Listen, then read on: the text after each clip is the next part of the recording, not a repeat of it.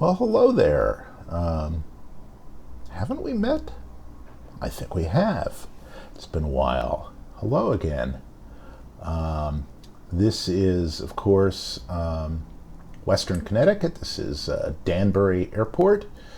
And that down there, amidst the ortho scenery and the two-dimensional trees, is the old mighty Beech Baron. And I don't know if you can hear it, but outside my apartment is the entire New York City Fire Department. Apparently the city is burning down. But at any rate, Danbury is the home airport of my friend and colleague Les Abend. And we, if you'll excuse the hook and ladder for a minute. There we go. Another cat up a tree, I guess. We met because I was working, I still am working in news, and he was called in to help us out with the crash of Malaysia 370, which of course was 3 years ago. And he helped reintroduce me to the fine art of aviating. And this is his home airport, and we're going to go flying again. He just picked up a Piper Arrow a few months back and extensively renovated it because it was a bit of a hangar queen, and repainted it, re-rigged it, re-avionicked it, and it's ready to go. And he and his lovely bride are flying down right now as we speak to Florida. So I think what I'll do is I'll recreate that route, or at least close to it, here in the Baron. Just check out our control surfaces here. I was telling him that that this yoke that I'm using right now, the old Brunner, will blow his mind, and he rolled his eyes, and I said, well, it simulates control loading and forces and stalls and elevator droop, as you can see right here. As I go like this, we come in the cockpit here, and I can show you the thing just goes flop, and it droops right back down, just like the real thing.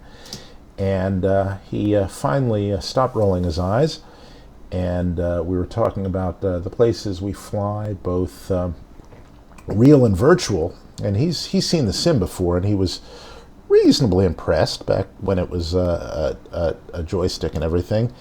And he said to me, well, it sounds like you could outdo me.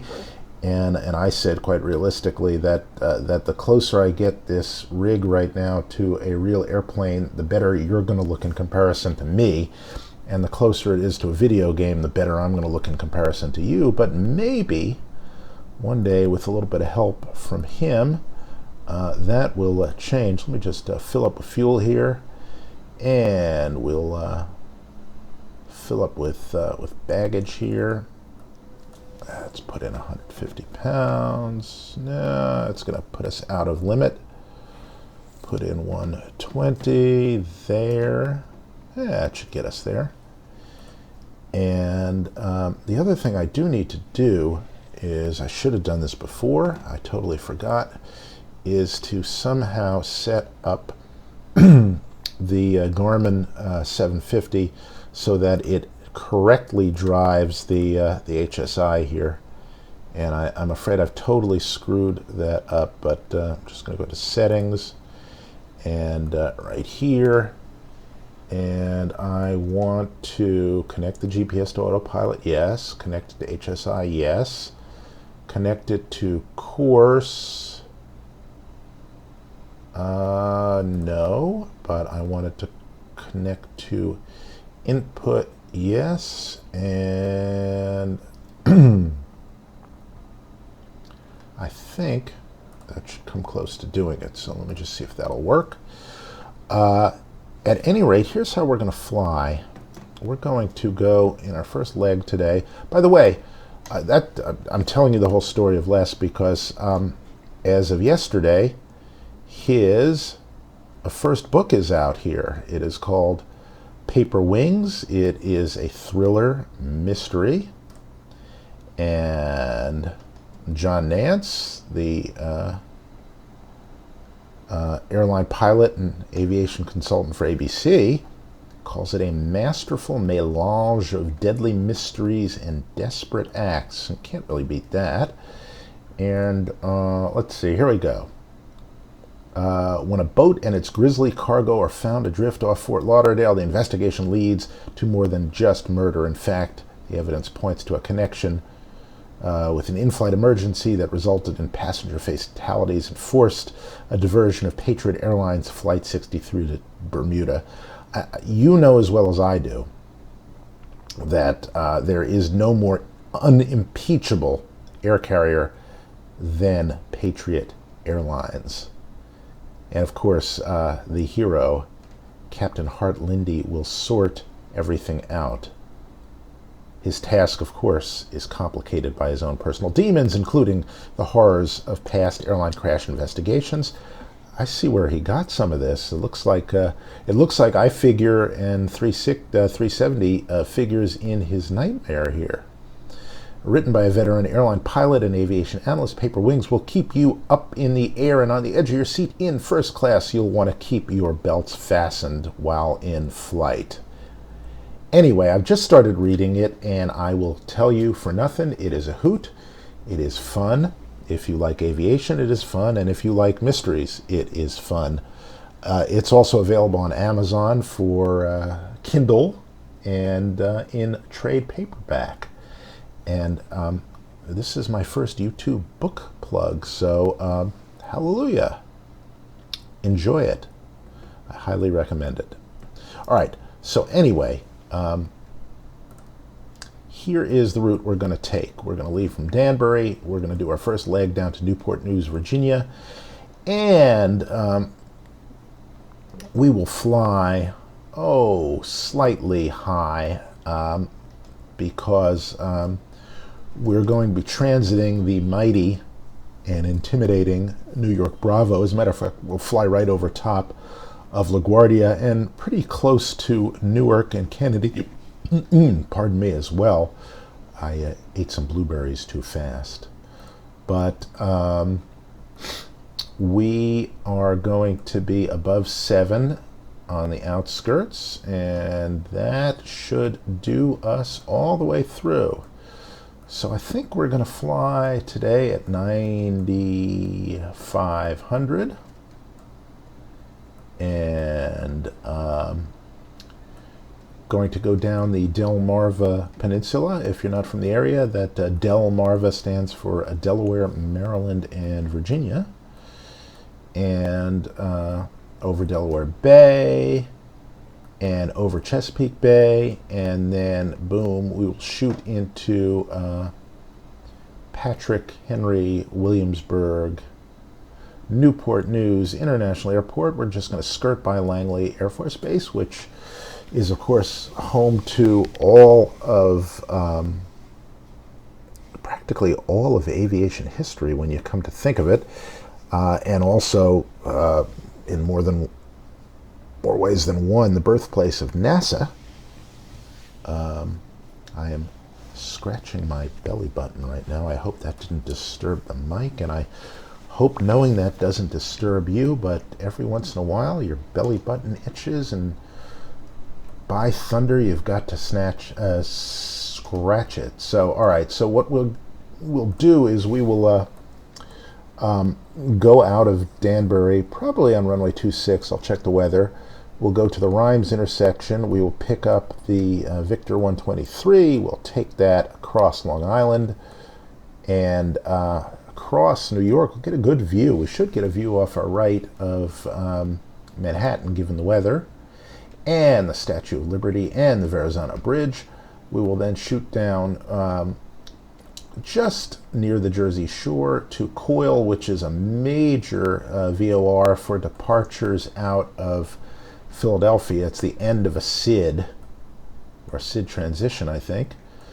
We will skirt past Lakehurst and the grave site of the Hindenburg, And then we will get on the mighty, mighty Victor 1 airway, which sort of, I don't know whether this is deliberate, but it parallels the route of what used to be US 1, the highway.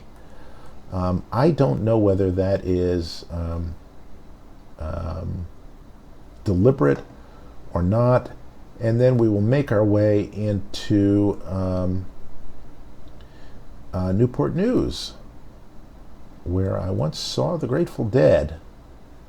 Well, actually at Hampton, which is not too far away, at the Hampton Coliseum. And should be a nice flight. The weather is very nice. I'll check the ATIS, but I just want to see what they're reporting here. Wind, yeah, so 230, so we'll take off on 26, 11 gusting 15, not a problem. And it is listing 2987. And I don't know if you notice it, but let me just zip in here a little bit. I'm using a track hat electrical active infrared clip instead of the just plain reflectors from Track IR, and at least so far it is giving me fewer artifacts. You remember when I do this and it used to flip around, sort of like going out of range, and it seems to be much better, so I'm happy so far. At any rate, let us just get our master switch battery on, nav lights are on, and what did we say, 2987. Let's see if it jibes well with our airfield elevation. I will actually bet it does. That's reasonably close. All right. We'll flip on the avionics just so we can see this fuel flow meter. I'm going to prime the engine with the throttles full. There we go. And full rich. And we're going to look for this. Ordinarily, we'd look for this to hit 15, but because of X-Plane 11, the gauges are not quite perfect, so it goes up to about 8 and then turns over. So we'll just watch. There we go. And off. No. And we'll do the same for the number 2. And I will bet you I overprimed number 1. We'll see in 1 minute. Turn on our beacon. We will be good boys and girls. We will look around. We'll say, get the fuck out of the way. All right, done. Our social obligations are, well, here. Hey, you, get the fuck out of the way. All right, now our social obligations are complete, and we'll crack the throttles, and I just like saying that, crack the throttles. And again, I will bet you that number 1 is a wee bit flooded. The other thing is our starters should be in the off position. And our tray tables, of course, well, let's just check right here. They should be in the full upright and locked position. And, well, heavens to Betsy, I think they are. Okay, there we go. Let's just see. Ooh. That was rather pretty. All right, so let's see if we can be batting 1,000. I actually should turn my avionics off. Oh, will you look at that? Sweet and meaty. One of the issues people have been having in X-Plane 11 in this latest beta is idle issues. So I went into PlaneMaker and I bumped up the low idle just a little bit. All right, avionics, come on. Let's just see if I've totally hosed our Garmin and its connection with the HSI. Maybe not. Perhaps not. Let's just see. Actually, let's wait. Listen. TOS system test okay. Until I've heard her say that, I can't get to sleep. All right, so let's just check our pink and our blue needles, to coin a mighty dash term. And the other thing let's do is let's check the X-Plane's own ATIS. So the way we do that in this is so nice and easy. We don't go scrambling to the plate. We just go like this. Click, click, click. See that? Click. Boom. KDXR Danbury CT Information India. 1500 Zulu weather. Wind 240 at 12, visibility more than 10. Sky clear, temperature 10, dew point -29. Altimeter 2985. Arriving and departing runway 26. Advise on initial contact. You have India. Alright, India it is. We will we'll call clearance actually and say that we are KLM 125 with India, and we'll ask for VFR with flight following to Newport News, and they will say KLM 125, you are cleared to the Newport News Airport via Rhymes, via Victor 123, via Victor 1, maintain 3,000 or below until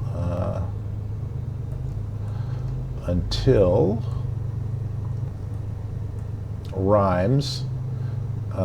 Expect 9,500, 5 minutes after departure. Squawk to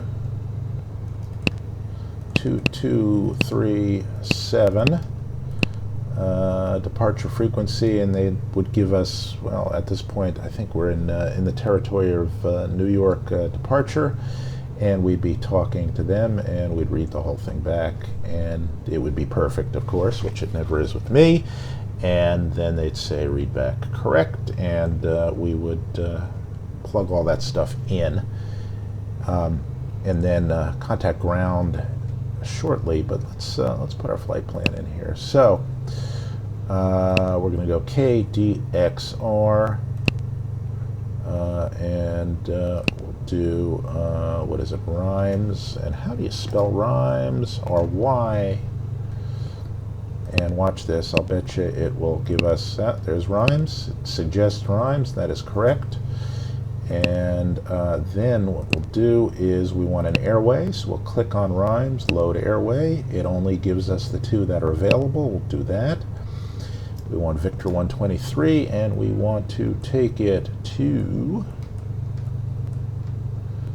I want to say Colts Neck, but it's not. It is Nancy, and it's only going to give us the exit points right here.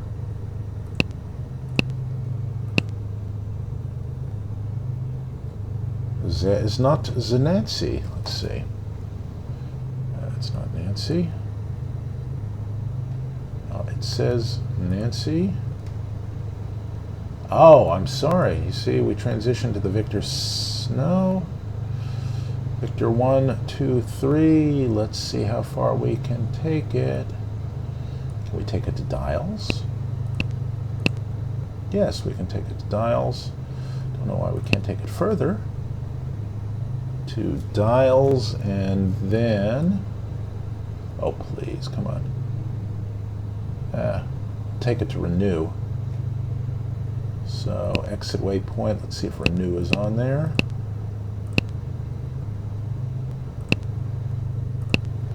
There we go. Okay, so we'll take it to Renew. Apparently the other is not in the database. I'll exit that. The other thing we'll do is, let's just try that one more time. It's a bunch of utilities. I've got MSI Afterburner here, so let me just crank that in. Give us a little more frames. Thank you. Boosting up my graphics card. All right, so we will go from Renew, then direct to Coil. Okay, we'll load that. Renew. coil, and it's not stupid. It is going to probably, by the time I do Y, no. And it says coil Great Lakes. Oh, I'm sorry, it's a VOR. See, this is how stupid I am. It is, of course, CY, and watch this. Now it knows, CYN, coil. There we go. All right, we're going to go from coil to the Victor 1. So again, we'll go back, click on it, load airway, Victor 1. And we're going to take that all the way to Jamie. Let's see if it's got it. Yes. Boom. To Jamie, right in the middle of the Chesapeake Bay. Our airport's on the other side. We'll load that. From Jamie, we'll go direct to KPHF. And let's see how quick it is to know where we want to go. Yep, there we go, KPHF. And let's see if there are any procedures we want. Okay, I'll bet you it's not here because that's Raleigh. I'm not coming from Raleigh. And the weather is 240. Let's take a quick look at our airport.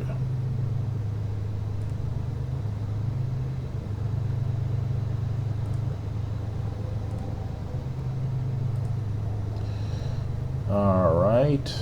Ideally, we'd love to just fly in on runway 25. The wind is with us. It's a long runway. It ends where we're going to be parking, right here at Foxtrot and across here. And it involves no twisting and turning. So let's see. And there is an instrument procedure, and it will match any conceivable weather we've got. And let's just see if there's a GPS procedure. That's also nice. And there's an LPV approach, so we can do that. So yes, let's do that. And let's see if there's a star that is congenial. Let's see, the drone 1. There's only one. Let's see if it is pertinent.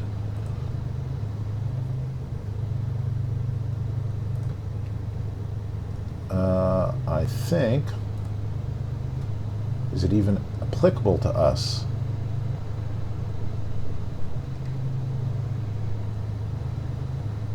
It could be.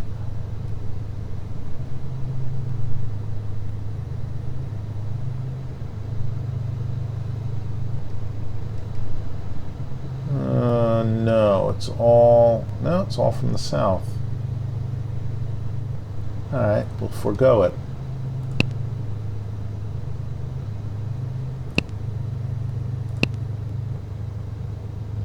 Just take the 2.5 LPV, transition. Let's see what's close.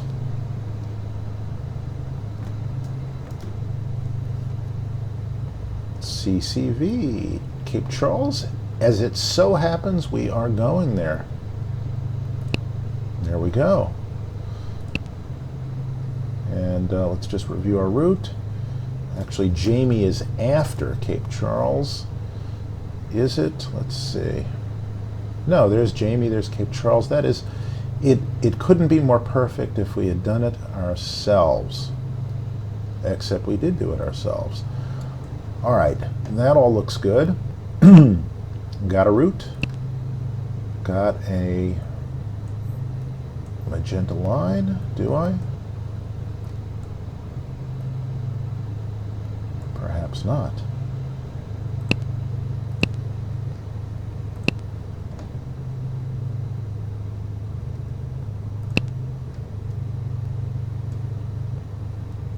Should be activated, yes, good. Rhymes, back, flight plan, no, map, there we go. All right, there is, yes, we do. We were just zoomed in, couldn't see it. All right, so, and actually,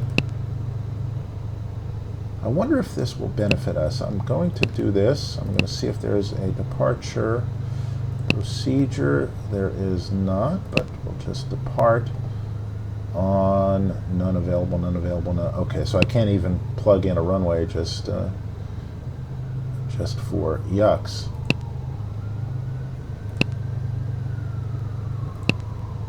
Nope. All right, we'll just sort of do it ourselves. And it looks like we actually have a proper...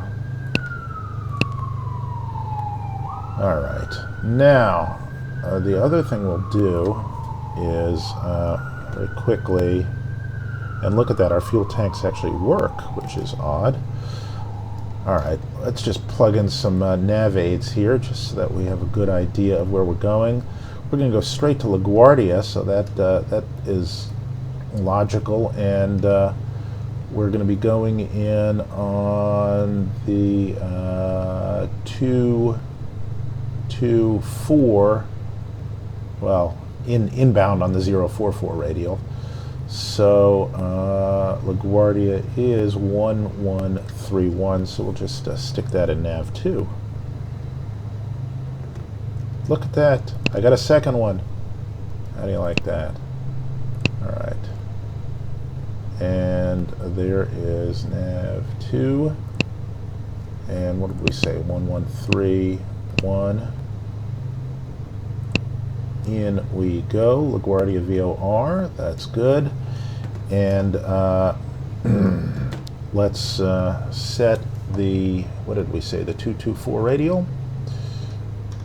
We'll get that plugged in, and that way, got a little backup on our GPS course here, just to keep us company.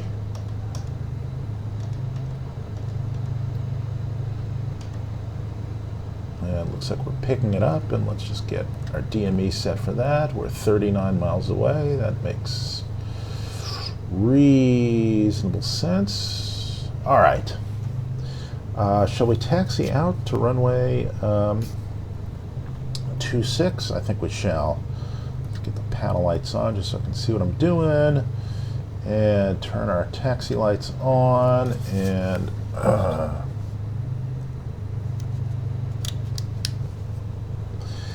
get going. I'm not going to do run-ups, mainly because it doesn't simulate. As you notice right here, just watching,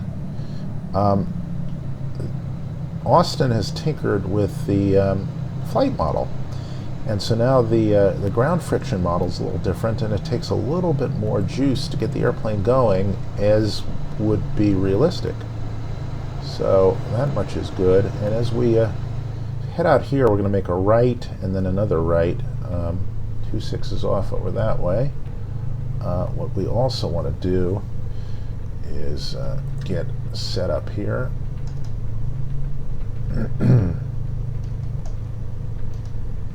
Get 9500 plugged in. We'll arm that. We'll set up on nav. All right, yeah, I think, you know what? I think, believe it or not, our HSI works now. You notice how the engine sort of starts to die as you get close to a reasonable idle speed. It's still a little bit screwy. And the airplane still doesn't fly as fast as it could, or as it did in X-Plane 10. And the gear doors, as you'll see, don't work. The other thing that's very hard to manipulate is the cowl flaps. And so I don't know whether they're stuck up or stuck down, but I can't really move them using my mouse. So if at some point you notice something seems wrong, in that regard, it's because I can't manipulate the damn things.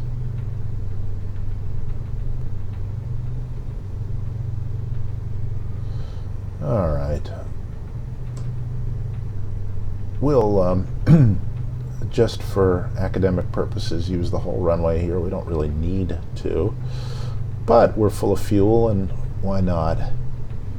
This is that hill right there is what makes landing at Danbury a challenge. It's a steeper than normal glide path, and in a small plane it's no big deal, but they do fly Cessna Citations and Learjets in here, and it thereby is interesting, shall we say. All right. So let's get our landing lights on, get our taxi lights off, get our strobes on. Check everything we need to check. Pardon me. Oh, that's a little track IR glitch. Check our trim, check our flaps, mixture full rich, fuel full, suction sucking. We will actually, on a day like today, we'll fly with pitot heat on and everything else at the moment off. We're about 59 degrees outside. It is a lovely, lovely day. We're tuned up for LaGuardia, and if we want to, we could just use the VOR to fly semi-direct there. We're clear on both sides, and the other thing I'll warn you in advance is that the ground handling in X-Plane is still a little bit funky. Still working on it. So takeoff rolls in this plane are not always graceful. There's a little bit of oscillation from the rudder and things like that. So we're basically going to take off out of here and make a slight turn to our left, to the south. The other thing I'm going to try to do, which is not always easy because the mouse slips, is I'm just going to get some vertical guidance here. See if I can do it without the mouse moving and the whole thing zooming in instead.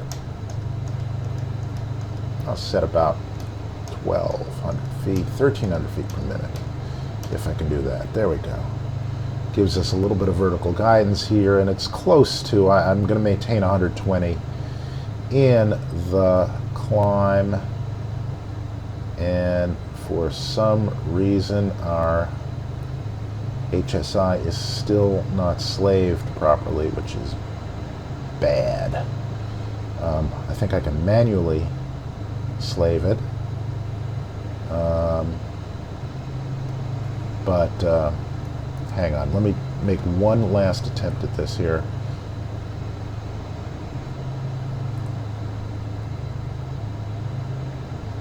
Well, I can try.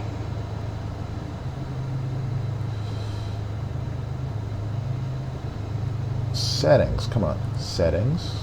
Yes, anywhere. Bueller. Alright, it looks like the CDI is fine. Looks like this is fine. The only problem is that the course is not slaving properly, and let's just see why not.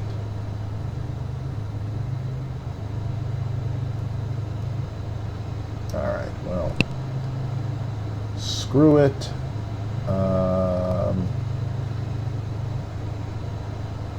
And I don't have the desired track set here. You know what? If I set the desired track, I will bet you I'll be able to just get the guidance for that. So let's quickly, while we hog the runway here, change user fields. I don't care about my altitude. I want desired track.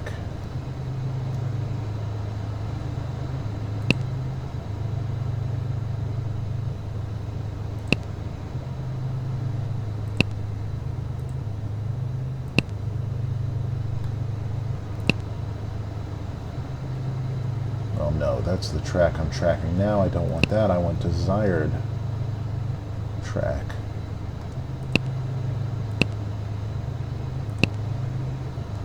There we go. All right. I will give that a try. So we'll set 201 and we'll see if that works. Hope it works. All right. I mean, that is consonant with the direction we want to be going, so let's find out.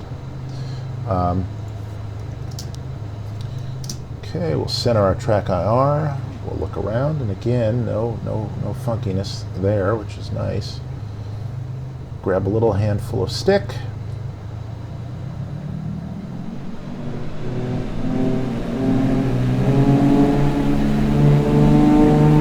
And it's still, you see it's squirrely. Got a little bit of right rudder in. There we go. And we'll rotate.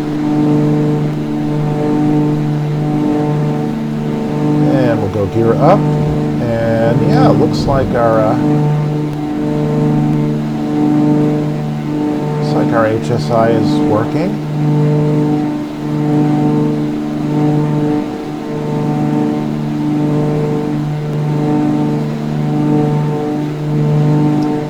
We'll go flaps up. We'll just continue to pitch for 120.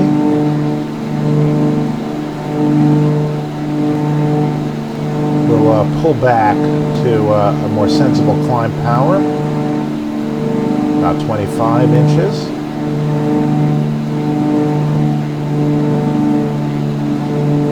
Bring our props back to 2,500. There we go.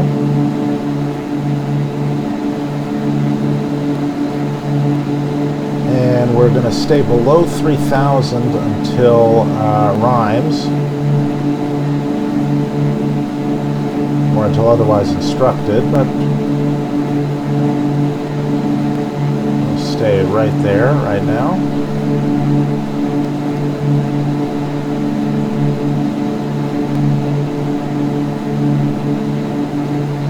And the air feels nice. And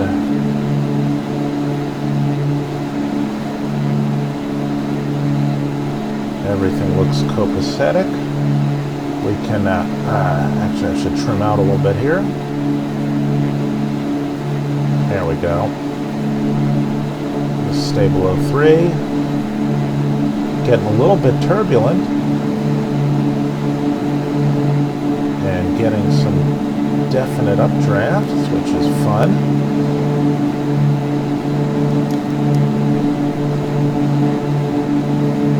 As we head towards LaGuardia. And as you can see, it's not a perfect parallel, but we're going to be coming in on that radial on the way to KLGA.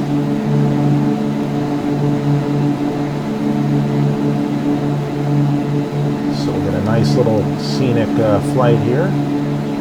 Just working the trim a little bit.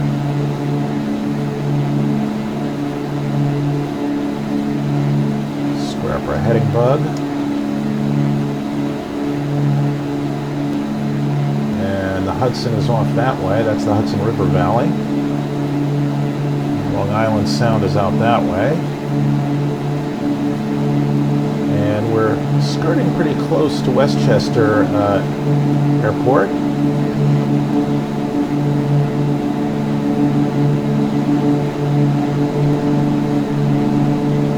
And we're coming up on Rhymes. There we go, 4 miles away. After which we'll continue our climb.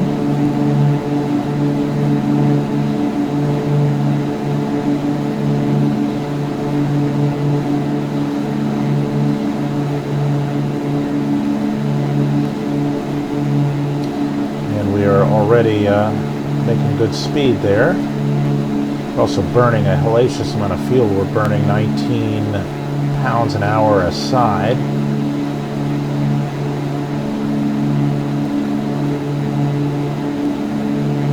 I'm sorry, that's gallons per hour.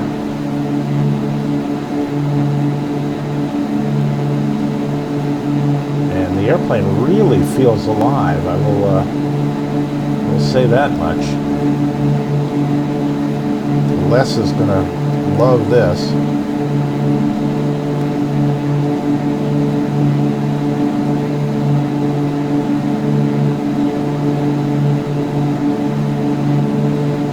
And we are on the radial, as you can see, from Nav 2 over there, inbound to LaGuardia.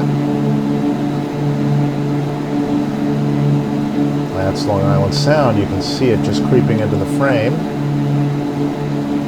And, alright, we're at Rhymes. So let's start our climb and start our turn.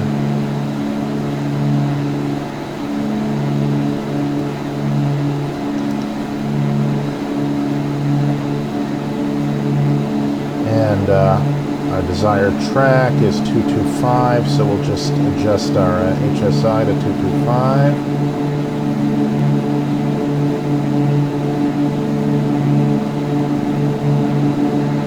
And we'll again pitch for 120.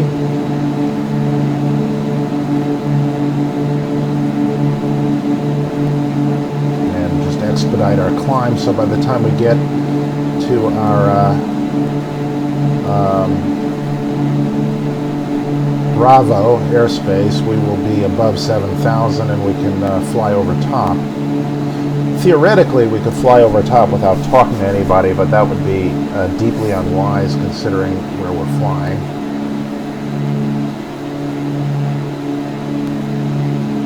Matter of fact, I'm just terrified thinking about it.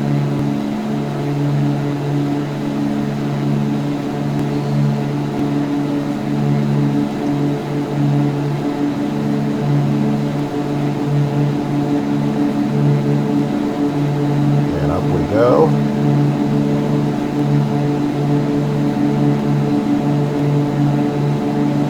Just cranking in a little power because you lose a little bit of power as you climb, of course, because the air gets thinner. And again, we're just tracking inbound direct LaGuardia. Get a nice view of the airport and the Whitestone Bridge, and the Throg's Neck Bridge, which is not the Frog's Neck Bridge, and nobody really knows why. There's the Hudson.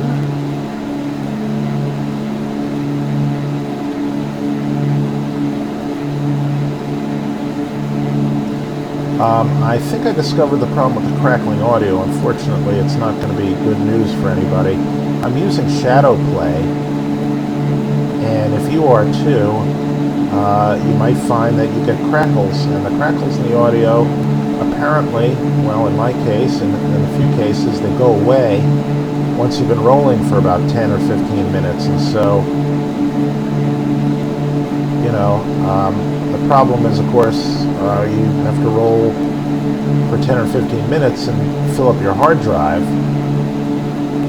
That's the bad news. The good news is it seems to take care of the crackles as we get right over first Long Island Sound and Flushing, or the East River, actually, to be more accurate. East River, by the way, is not really a river at all. It's a tidal channel. And that is not the Bronx River. That is the Hutchinson River, I think.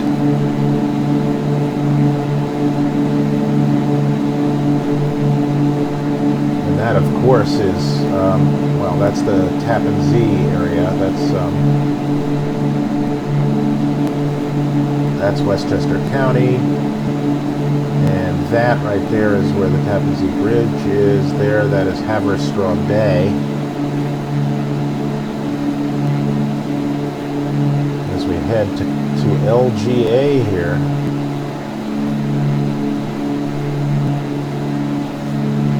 Should really turn on the yaw damper, save my feet a little bit of work. And I'm just hand flying this because it's too nice not to, in a way. Do a little more climbing. And there we are, and you can see we've got a monstrous crosswind, hence the difference between our track and our heading. You can see the airplane cocked over to the right. Westchester Airport is, well, if this track IR gizmo works, is actually right underneath this engine right there. Doesn't seem to do anything funky, but it doesn't quite have the same range of motion. Still some artifacts and things, but I can't complain.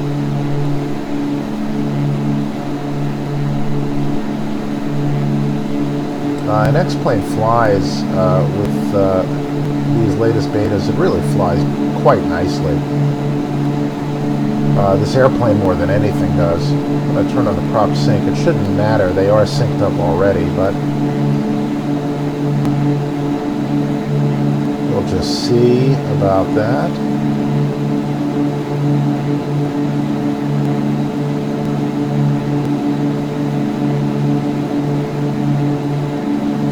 All right, 20 gallons per hour.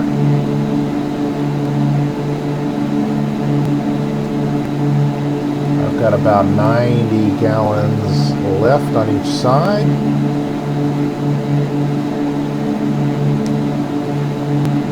Got 4.5 hours of flying, give or take, which doesn't obviously include diversions and things like that. Alright, let's just flip in the autopilot here.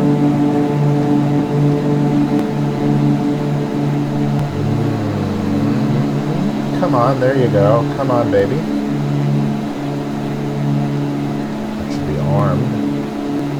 Armed, come on. Oh, I see. Hang on, let me just engage altitude. Hold, it is engaged. That is good.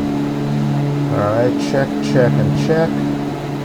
And let's just come back to cruise for the props.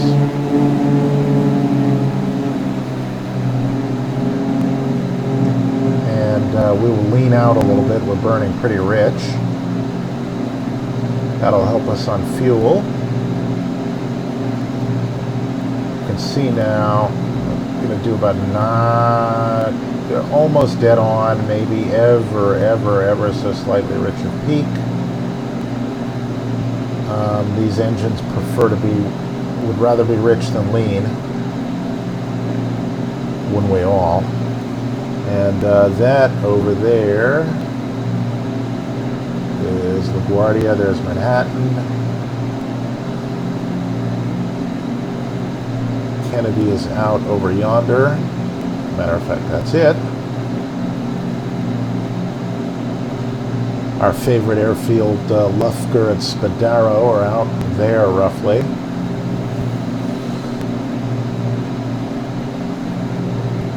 And pardon me, and the engines seem to be behaving magnificently. We're tracking inbound to LaGuardia, just about right.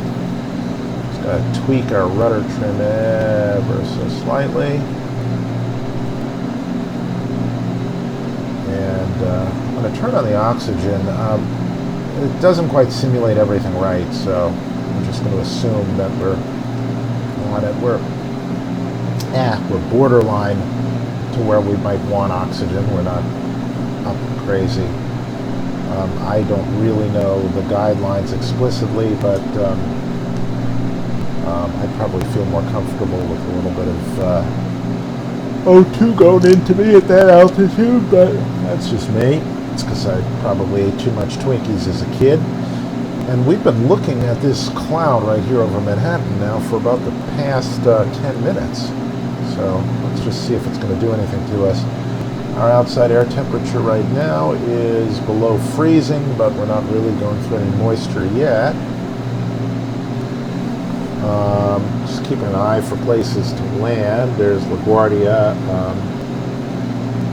Teterboro is, you know, this is not perfect right now, but it's not terrible. Just adjust that a little bit. Sorry. Forgive me. Just adjusting the sensor there. Giving it a better view of me. There we go. That's a good. That's a nice. This is much smoother, well, except when it does that.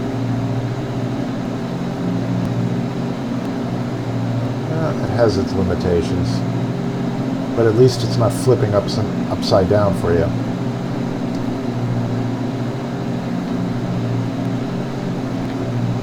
Wow, Kennedy stands out like nobody's business.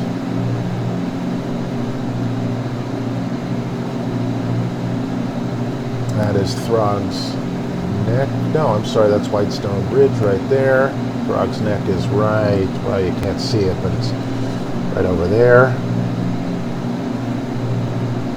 And that, of course, is City Field, and that's Flushing Meadows Park, World's Fair site. And you fly, of course, the famous 3-1 expressway visual by flying to right there and then coming around this way, like this, and looping around here. And right at this little highway crotch, this little intersection, you turn for short final, and then you plunk yourself down right there, and you end up very proud of yourself.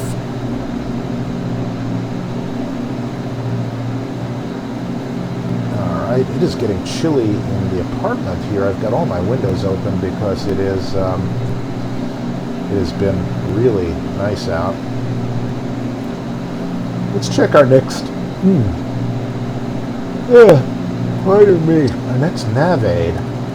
Our next reasonable nav aid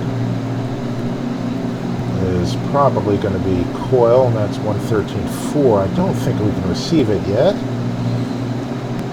Just get it in standby.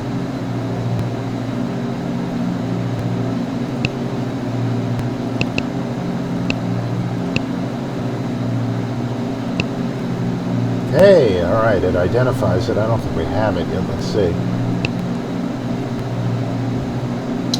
How do you like that? We do. All right, we're going to be coming in on the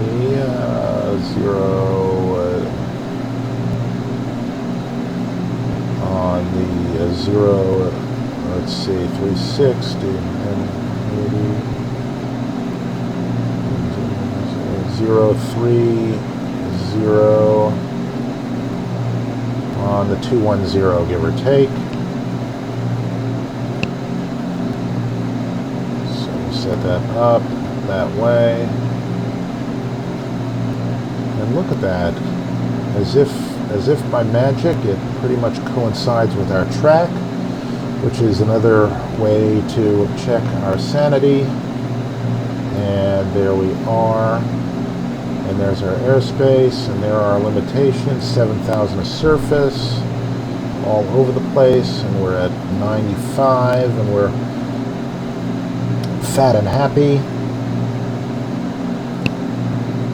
Desired track is going to be 225, that's more or less there, and it's going to be that way until Lauren. Okay, got a little weather here, and for some reason that is weird, our transponder just changed itself. That is very strange.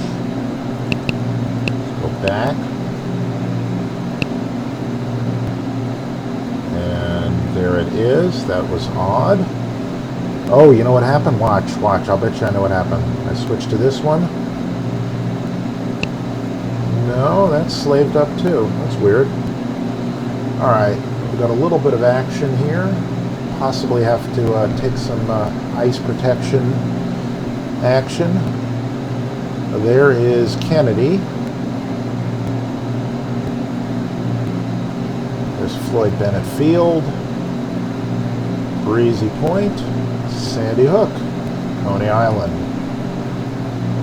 And there's the Verrazano Bridge. And there is Bay Ridge. And there's Brooklyn. Looks good. Looks good indeed. Unable to find view ID 9. Oh well. going to say, we'll move ourselves over a little bit, but here, well, let's do this. As you can see, the gear doors are out, and there's not much we can do about that. But God, look at this. This is the D guy, the Polish guy. Drawiecki, there we go. Drawiecki, there we are. Okay. There's the Brooklyn Naval Yard, and beautiful. That's Prospect Park. There's Governor's Island. Hang on, let's see. Where's my apartment? Unable to find view ID 10. Oh, shut up. Hang on, here's my apartment. My apartment is... See that building right there? My apartment is right there. Bingo. Okay, good. Well, that's a test of good scenery. Can you find your apartment? Look at that. That is Stuyvesant Town and Peter Cooper Village right here. And there's the Con Ed plant. There's Tompkins Square Park. I mean, Jesus, there's everything here. There's the ventilation tower for the Lincoln Tunnel. No, I'm sorry, that's the Holland Tunnel. Yes, that's the Holland Tunnel right there, and that's Canal Street. And there's the as yet unbuilt Tower 2 of the World Trade Center. But everything else, Tower 4 is here. Tower 3, which isn't done yet. That's just amazing. And here, if we just pan over to the left, we will see the lovely and the talented, there it is, Newark International Airport in all of its shitty, low-rent glory.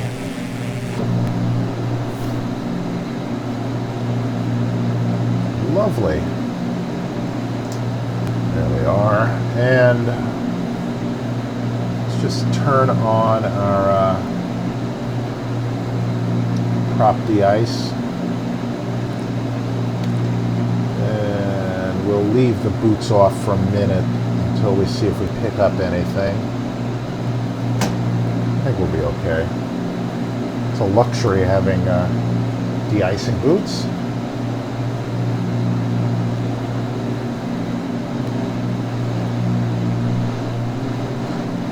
Ah, we're hitting some chop from those clouds. Look at that. You see that? And I can feel it in the yoke. Ah, you gotta love it. All right, let's see. Yeah, we've got a big ass wind. Wow.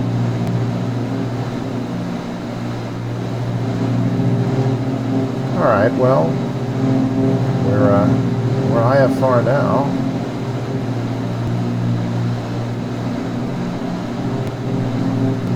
I'm going to, because we seem to be, hang on, that nice little track thing there came unstuck. Oh, if that's going to do that throughout the whole flight, that's going to be very annoying. I thought it was raining for a minute. I heard a little peeling sound, and it was actually that coming unstuck. All right, let's turn on the boots. Watch them pressurize right there.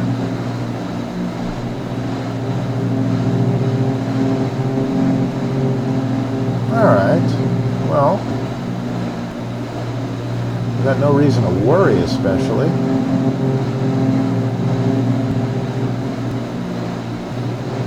All our vital signs are normal. Our boots are cycling. You can see the de-icing pressure cycling up and down as the boots inflate and deflate.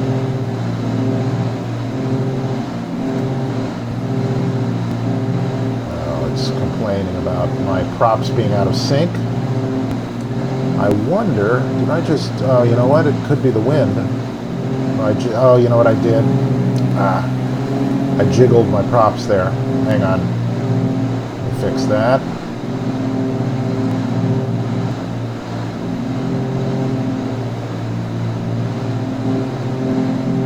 don't think the turbulence could have done that, but...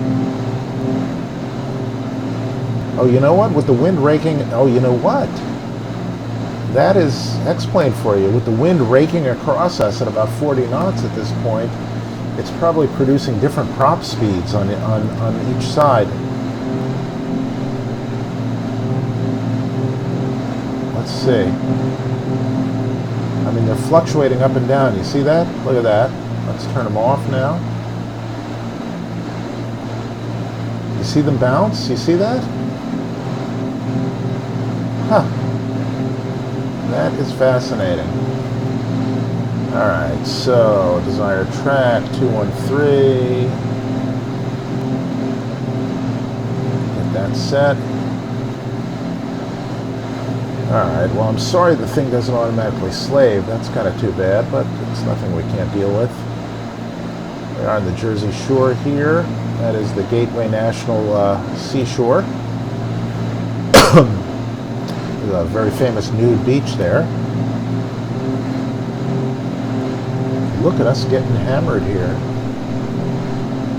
And we climb above it. This was not in the forecast.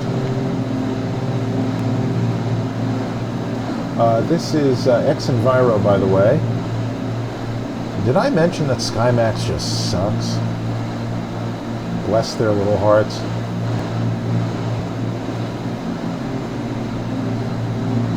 This still has some oddities and a lot of kinks to be worked out of it, and doesn't do things like historic weather and stuff like that, but in plenty of other respects, it's damn nice.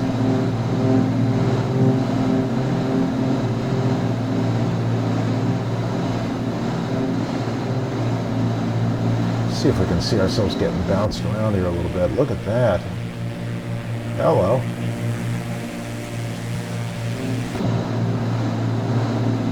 Alright, we are definitely in the soup. We're also definitely on course, and we are definitely not building up any ice on our surfaces. That's good. We're burning a decent amount of fuel. We're not running out. Our boots are doing their thing. Our outside air temperature is 20 Fahrenheit. We could divert over here, but why bother? Let's see how it handles. Alright, that is the Garden State Parkway right down there. That is Lakehurst, I think.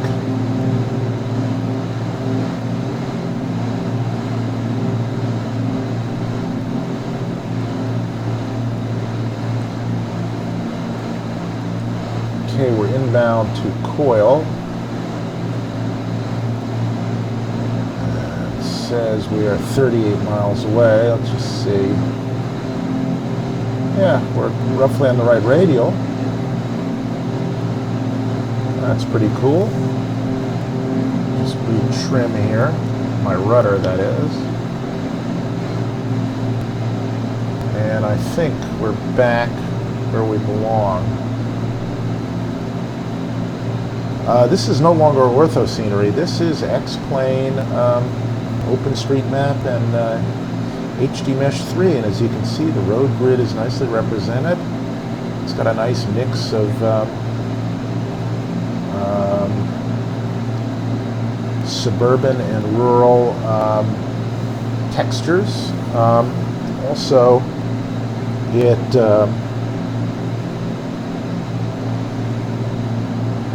does a pretty good job of representing water lines, and the only thing I would gripe about is that this part of New Jersey is heavily pine trees, heavily evergreen, and I don't think it does a great job with that, but from up here it looks pretty damn good. I mean, look at that. That looks like rural central New Jersey.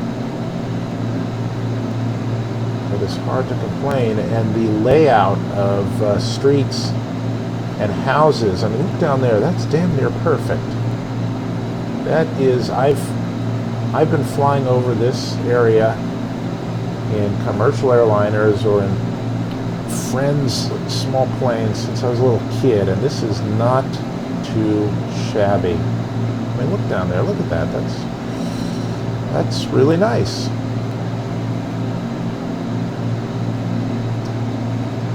That's I forget the name of the island, but Beach Haven and things like that, all the way down to Cape May, right down there. Oh, what island is it? Oh, it's Long Beach Island. That's what it is. And we'll skirt just to the east of Philadelphia. There's Coil. And it says we're how far from Coil? Let's find out.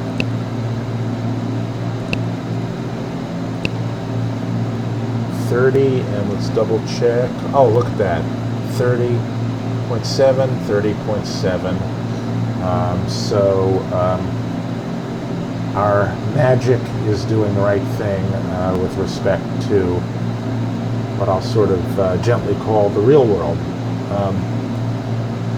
Actually, the magic in the GPS world is a hell of a lot more accurate in some ways than the real world, as in radio nav aids and steam gauges. But if you get in the habit of using both, you will never, or you will much more rarely, be caught doing unbelievably stupid things. So look at that. That looks almost, look at that. That looks almost like a photograph. That's just pretty damn good.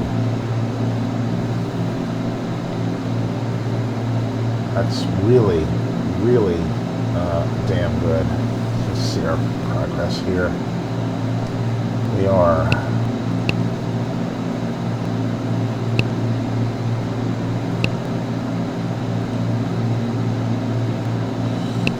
250 miles away from where we're going. And right now we're chugging towards, well, Philadelphia is actually over this way.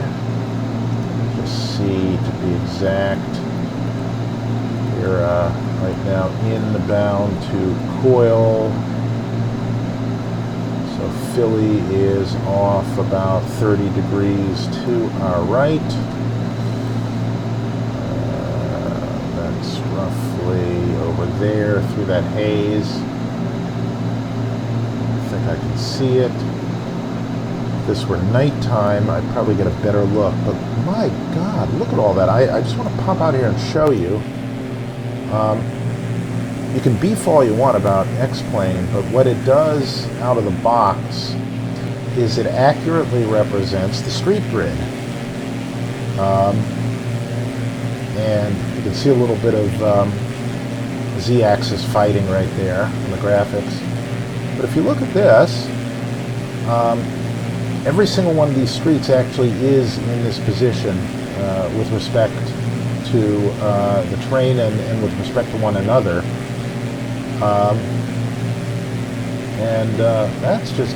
That's just damn good. And look at the density of it. I've got my objects pegged pretty high. I mean, look at that. That's a suburban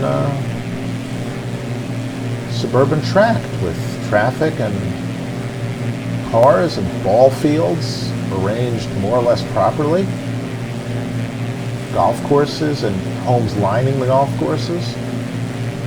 That's pretty damn slick. And this is just the, it's just HD mesh. It's not unbelievably fancy. It's not ortho. It's not photographs. This is fake. This is fake shit. You know? That, I believe, is whatchamacallit. Oh, that's Lakehurst right there. And this is, I think that's McGuire Air Base. I think. Hard to tell. Let's see, where's McGuire?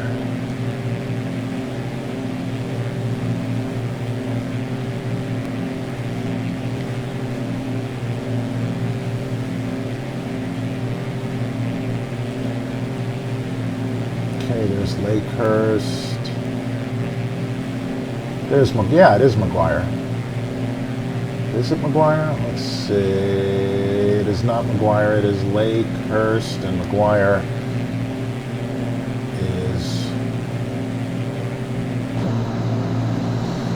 is just slightly offset from it, and I can't see it. But here we are. We're out of the icing threat. Let's just turn our boots off, turn our props off.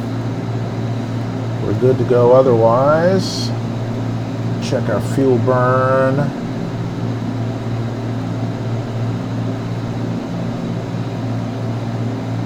I forgot to set a clock. Does this have elapsed time? I don't remember.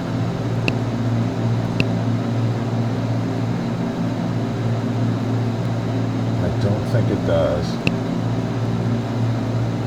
Well, it does, but I didn't. Alright, well, it's been...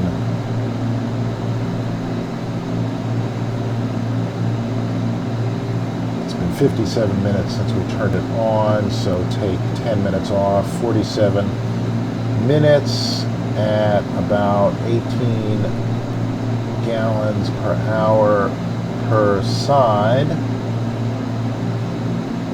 So be on the safe side, say an hour. We should have burned 18 gallons. Let's see how much we got. 100. Yeah, actually we're just about in the right place. Okay, good. You should always check your fuel burn, see if you're burning more than you thought you were. There are reasons for that. Burning less than you thought for the time, then chances are the reason for that too, probably something like the wind. I mean, one possibility could be that you're flying just a little bit too lean, but there are other ways of knowing that you're flying a little bit too lean. But in case you're in case you don't bother to monitor any of your engine instruments, and all of a sudden you do some fuel calculations and discover that you're burning way less fuel, and you glance down and you realize that you're 100 degrees hotter than you want to be, well, then there's a reason for that too, and you could always change that so that you don't wear your engines out prematurely. But you know, I don't know all of these tricks. People who really fly these things have all of these tricks and little things that they can look at that will tip them off that, hey, something's a little wrong here. Something's not set up right. But basically, you know me, I'm just fumfering around trying to figure out how the world works. And actually, I do owe you, speaking of how the world works, I do owe you a little bit of an explanation of where I've been all this time.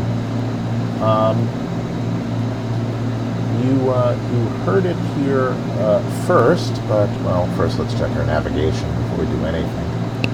Sorry.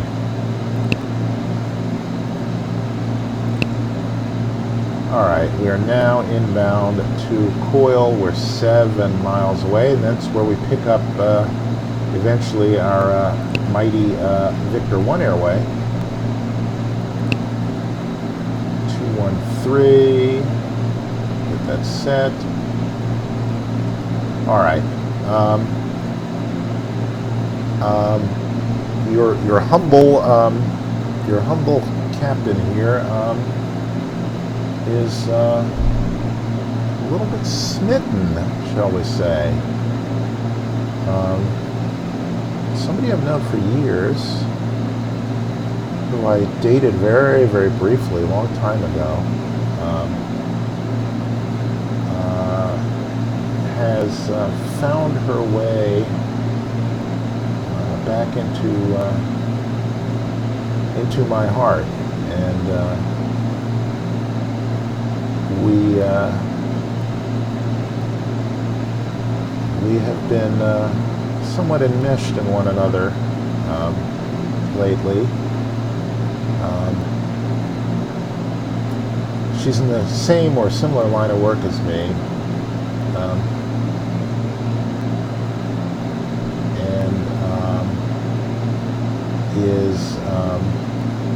Is everything I am not. She is graceful, and she sparkles and twinkles, and we like similar music, and we both love Warner Brothers cartoons from the 40s and 50s and early 60s.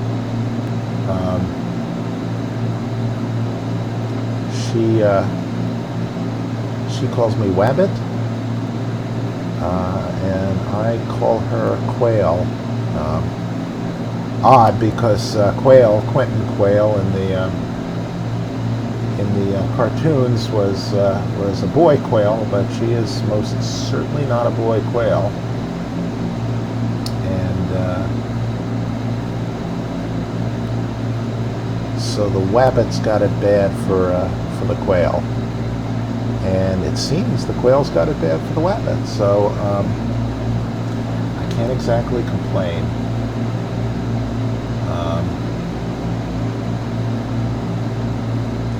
Look at that. You see how we turn right into the wind there? Because it is rugged. Adjust our course a little bit. And adjust our heading a little bit. And we'll track outbound from Coil there. And let's just get that set. We'll just rely on that for a little while longer. And our airway is going to take us out on the 226. Let's see if we are on the 226. Yeah, looks like we're on the 226. How do you like that? Okay. And our next nav aid, our next direct nav aid would be Waterloo, which is 112.6. And I doubt whether we can pull that in at the moment, but let's just get our nav 2 up. Look at that, I got 2 of these things. How do you like that?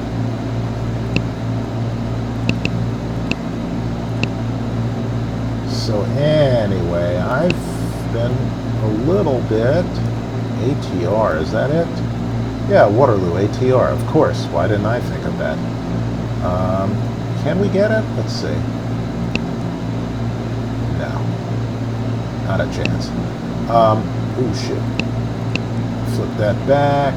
Okay, so we'll navigate outbound from Coil, and then we'll pick up Waterloo when the time comes. Just adjust my rudder trim slightly. There we go. So it has been quite a revelation. And she's got a little son, 2.5 years old, which is going to be kind of interesting. I could, after 51 years on this planet, go from dedicated bachelor to family man and stepfather before I know it. And I've always been a dedicated uncle. I've got 2 nieces and a nephew. So I've never had a conceptual problem with that. I've changed diapers, and thankfully that seems to be unnecessary. And I've watched my nieces and nephews grow up and been a part of it. So I can't say it'll be totally alien to me, but I never thought by the same token I'd be either sanguine about it or downright looking forward to it. But the damnedest things happen, I'll tell you that much. Let's see if there are any NDBs we can tune in here, just to do a little more navigating fun. There are practically no NDBs left here on the East Coast. Let's see. What do we got? We got a rainbow at 363, and that would be off to our right. Let's try it. Just zoom in and freeze that, and 63, and look at that, lo and behold, it is just off to our right where it should be, and of course as we go past it, it will come further and further and further and further off the right until it's obviously off of our right tail. So there you have that. That's cool. So now we've got two ways of keeping track. We are tracking outbound on this particular radial from Coil, which coincides with our airway. Pardon me. And we are slowly making our way past this NDB, which is actually physically right about there. And so as we shoot past it, that will just zoom past like that with the needle. And let's see if we've got the Quail here.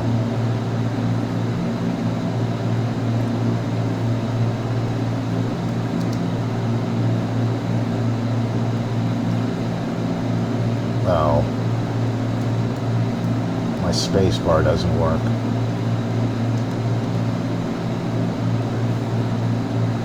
I know why my space bar doesn't work. Hang on one second here.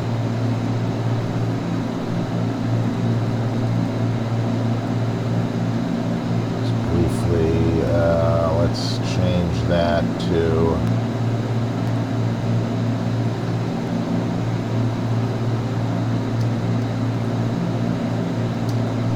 control space. Now our space bar will work. Okay, there we go. Crazy Quail cartoon. No, come on, you can't. You gotta have it. Oh, that's Quentin Quail, but that's not quite it. Roger the Quail. Where's the damn Quail?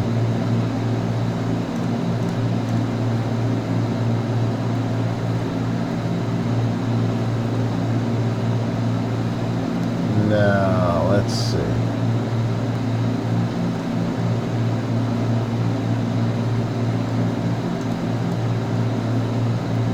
Quail.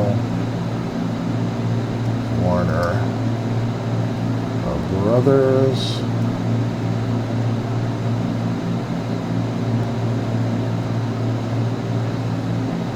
Oh, where's the one with the Quail and the dog?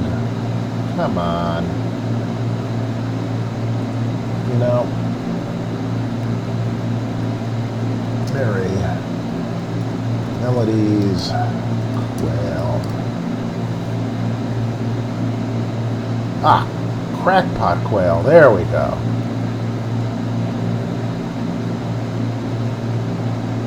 No sound? Gadzooks. Oh, say it ain't so. No, we gotta fix that.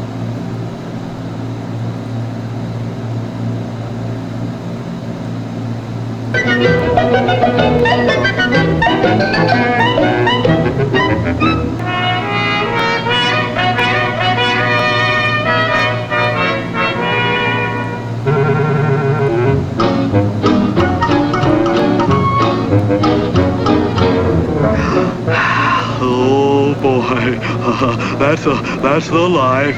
I'm gonna be a pointer and catch me a quail. And a whale too.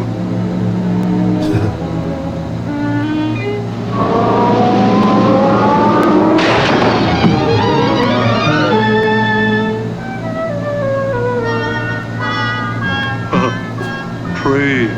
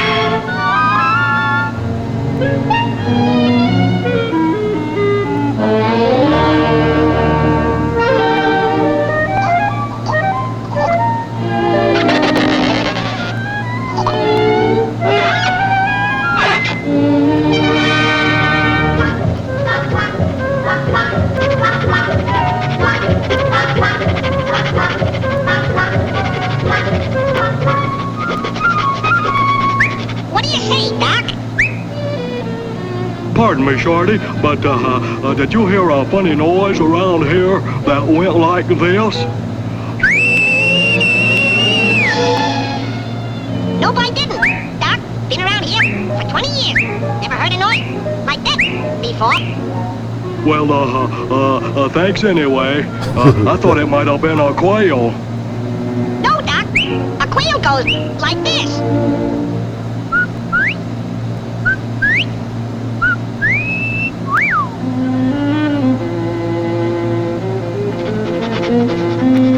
Say, wait a minute. You're a quail. He's a card, ain't he? You know, Doc, you're right!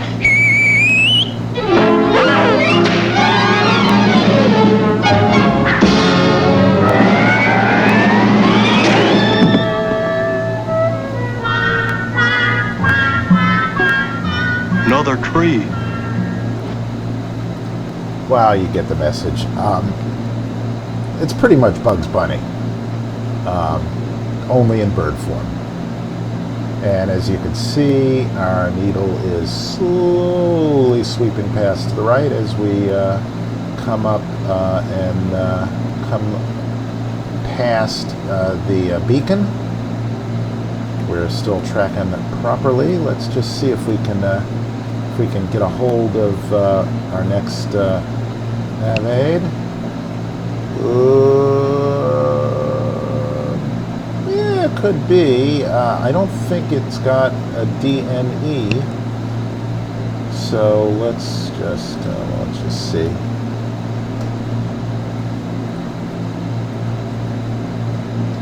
Does Waterloo have a DNE? Does Waterloo have a DNE? I don't think it does. All right. Oh, wait a minute. We can do Sea Isle. It's a nice big one.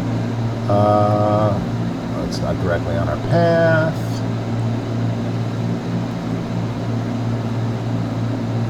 Yeah, let's see. Where are we now?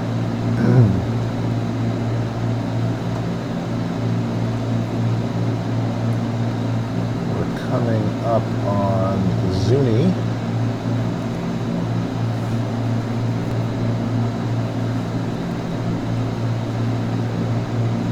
Let's see, Leah, Howie.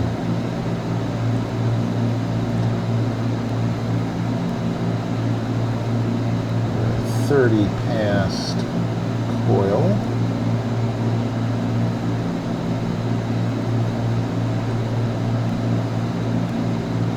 That puts us right smack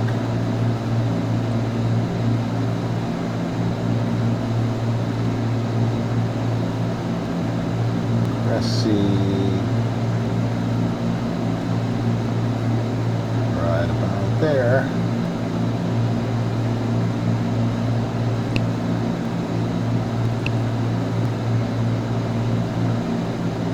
Past Cressy and down Leah. All right.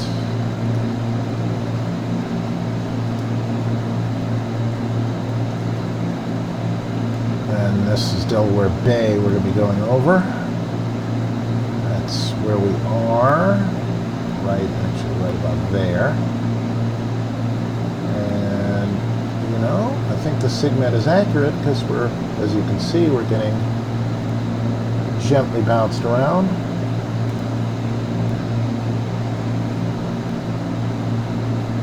Cape May will be off our left. At the moment, if I've got it right, we're right there. There is that inlet right there, and there's Cape May right there. So let's see.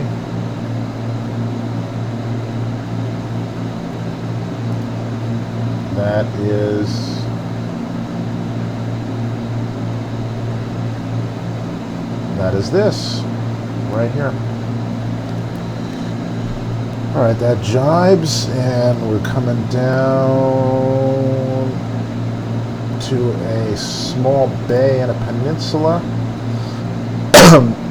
This is the small bay and the peninsula right here. It's a little smoothed out here compared to there, but that's what that is. To our left should be another bay right there, which is again smoothed out right here. And there's the Cape. You can see it's rendered much better here than there. But here, that's in much better detail. And that is this. And this stuff here is, look at that, perfect. Okay, is that. Alright, we're looking good today, taco.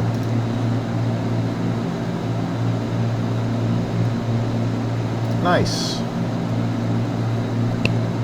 Alright, if we were halfway conscientious, the other thing we'd be doing is we'd getting a little en route altimeter stuff from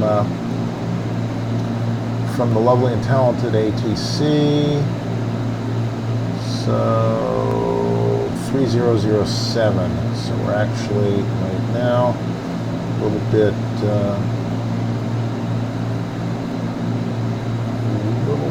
high.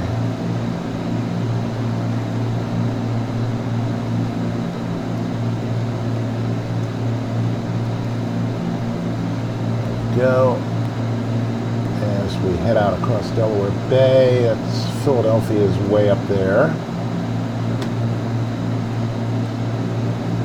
Well, actually, more accurately, the thing you might be able to see is Wilmington. Yeah, it should be right there, and Philly should be right there. And there we go, right on schedule. And there is Wildwood and Cape May. Look at that.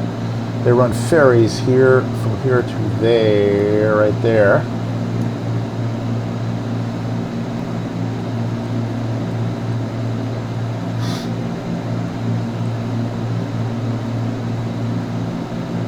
And we will do just a tiny little stretch of Delaware.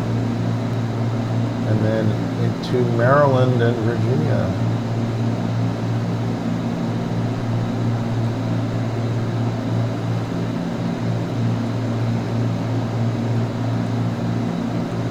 Looking good.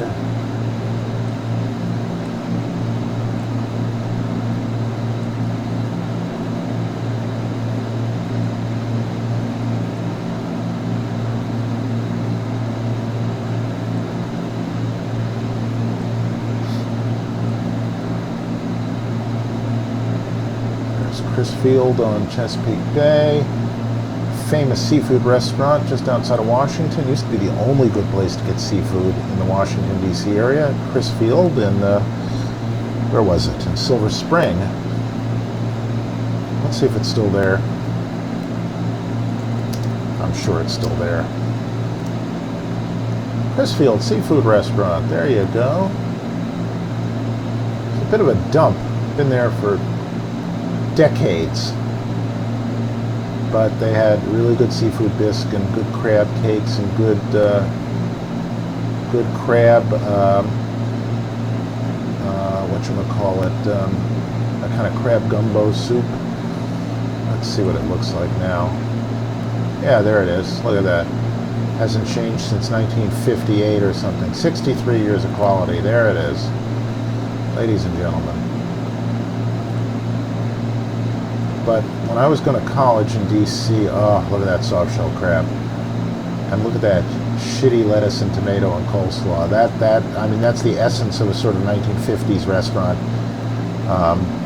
regional restaurant, in the sense that this stuff right there is impossible to beat, and this almost nobody gave a crap about, because why would you? Ah, there's the crab cake. There you go. Oh, and there's like the, what is that, crab Norfolk or something like that? Yeah, look at that. Oh, baby. And there's some soft shell. Oh, no. Oh, yeah.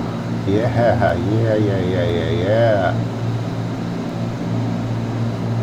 No, they had good stuff. No question about it. But when I was going to college in Washington in the early to mid 80s, well, to put it politely, it just wasn't a food town. It's now one of the best food towns around, other than certain residents who order steak well done and smother it in ketchup. But that's another. It's a whole other discussion. Oh, you know what that is? That's an aircraft carrier, ladies and gentlemen. It sure is. And it's got a fucked up wake, because they're still working on water effects and things like that. But that is an aircraft carrier. I don't know why I'm shocked, but there we go. I don't know which one it is. Let's see. Can we find out?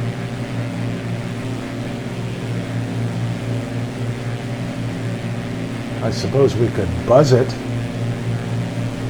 Oh, look at that. What the hell is that?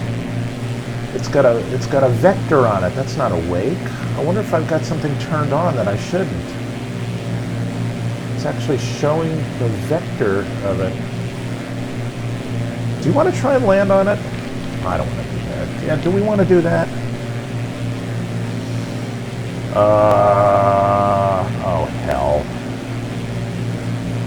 No, we're adults here, aren't we? Funny, I was talking to Les today. He was in the station on that Malaysia 370 anniversary special we're doing, and I told him, the places I'd flown in the sim. And he said, Jesus, if I had a sim like that, I wouldn't be spending all my time doing that. I'd be like, trying to land on the Brooklyn Bridge and shit like that. I was telling him about Rancho Vallecito, out in Pilot Edge territory, that little tiny nasty little airport set up against the hill. And I said, it's really hard to approach because you only approach it from one end, and you can do it in a light plane. And bigger planes, you sort of have to come down the hill. He says, do it in a 777. Now, he flies 777s for a living. And I said, oh, come on. He said, if you lighten the thing up enough, and you unload the fuel enough, you could land it in 3,500 feet. And I said, oh, come on, that's like irresponsible. He said, irresponsible? What do you think I'd be doing in a simulator? I wouldn't be. He said, I wouldn't be making regular flights. It'd be like, remind me of work. So maybe at some point we'll take him up on it. I think in a previous video I landed the 777 at a small strip in Westchester County, and it can be done. I think it was a 4,000 foot strip, very narrow and with obstacles. But if you lighten up an airplane, United Airlines dropped a 727 into Meigs Field because they were delivering the airplane to the Chicago, one of the museums in the Chicago area, and the best way to deliver it was to drop it off at Meg's, loaded on a barge. I guess it was the Science Museum right there, which is right on a pier. And so they lightened up the plane. They put the minimum fuel on it, and I think Meg's is about 3,500 feet long, 4,000 feet long, something like that, and 100 feet wide. And they dropped it in there. It can be done. You're not carrying people home to Grandma's house, so I guess you could do it. So here we are on the Delmarva Peninsula. Are our windows fogging up, or am I crazy? Or those are two separate questions? Look at that. Boy, I hope they tweak this plane up nicely for X-Plane 11. And I hope they find some way to natively incorporate these things into the 3D panel like they do in the Prepare. That would be stunningly great. All right, let's get tuned up to, let's see, what are we going to tune? I don't think we can get Cape Charles yet. But we could get 112.6 Waterloo, and we should be on about the 033. So that's 112.6. Get that sucker in there. And I will bet you, yes, we got it.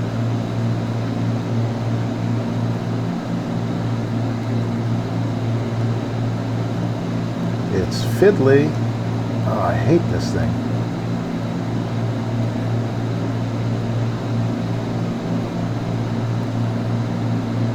There we are. Okay. Yeah, that's about right.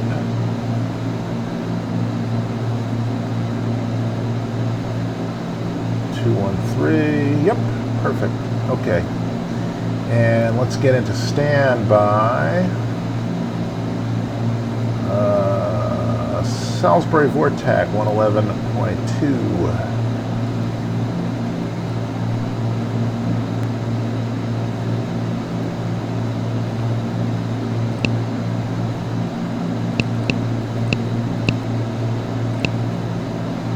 There we go. I wonder if we can get that. Can we? Yes, we can. Good.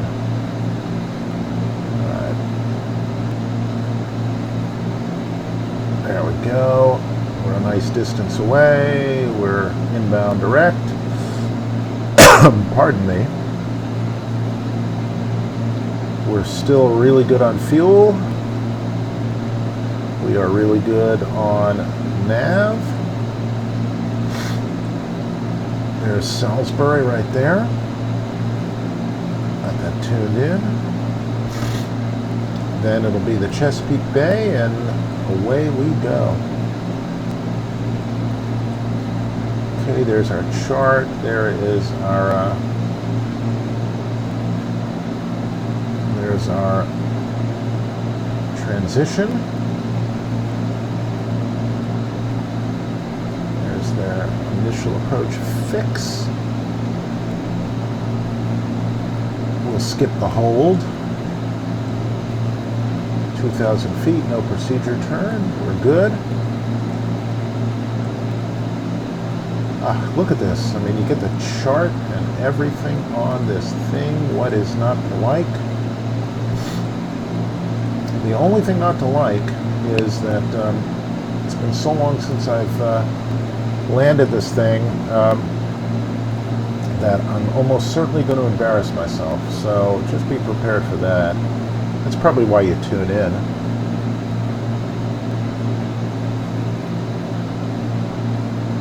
Man, I'll tell you what, looks pretty good. Tweak our rudder trim yet again. Well, I can't wait till they rewrite X-Plane and prepare it for something like Vulcan or DirectX 12. Especially Vulcan, make it more multi-threaded, let it take advantage of some of these new 6, 8, and 10 core processors, and we will be in business on this big time. It already performs pretty well. Let me just give you some idea here. I'm 3400 by 14, 3440 by 14, 40. I'm running almost maxed out. Well, that's surprising. That is somewhat low. Interesting.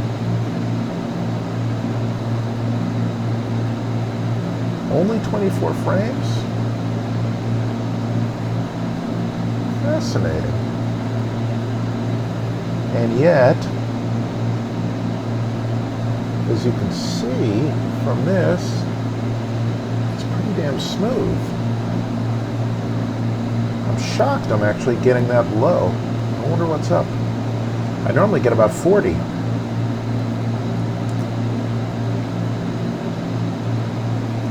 Let's see.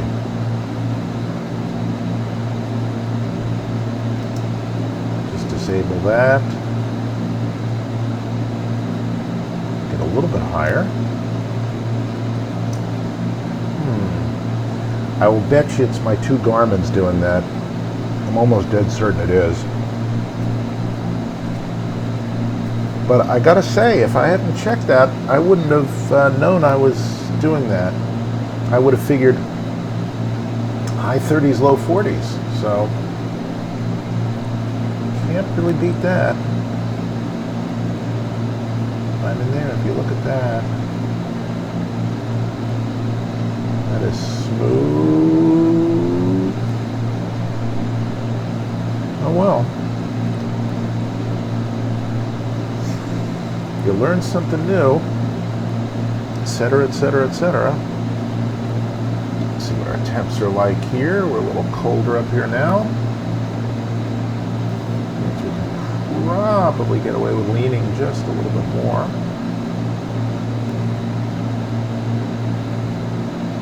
You know, we're not really going to get much more benefit from it.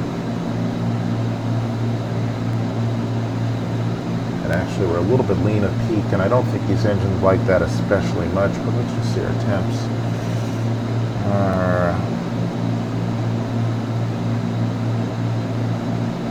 It's nothing out of the ordinary. It's actually very nice. Oh, the quail. Let me just answer that real quick.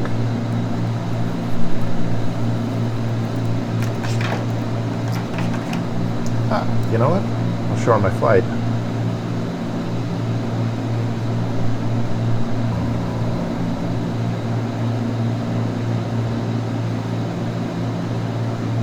We're both suffering from a cold.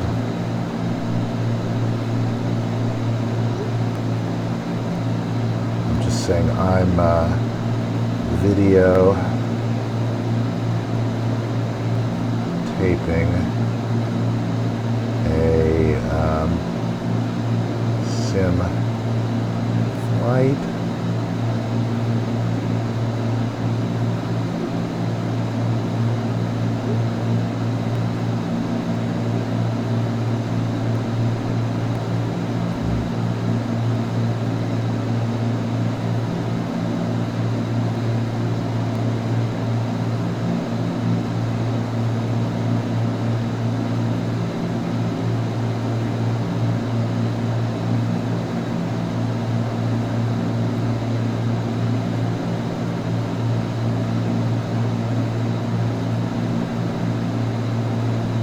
Says wabbit or flying. I am a flying wabbit. God, I'm so stupid. So nice.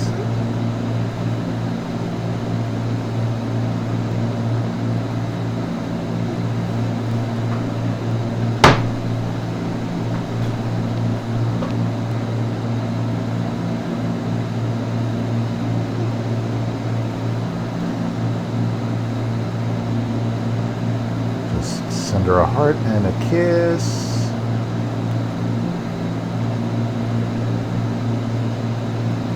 And the sweet dreams There we go. Okay, where were we?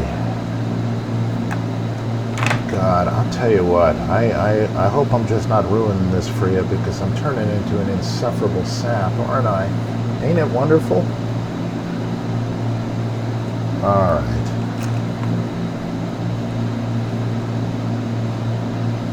Let's see. Oh, and my new pants were just shipped. It's very exciting. For some reason, I'm 6'5", and for some reason, there are many Americans who are 6'5" or 6'3" or 4. I don't think I'm at the freakishly tall stage yet. For some reason, no clothing store in this country, like the Gap or J. Crew or whoever, Banana Republic, you walk in and you can't get a 34 waist by 36 inch inseam. They only sell it online in, I believe they call it their online freak section. This is grossly unfair. I mean, I know women who are as tall as me, and they don't even have Adam's apples.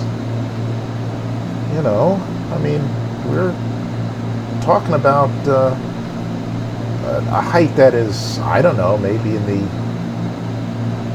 85th percentile, maybe 90th. I mean, this is not, this is hardly circus stuff. I'm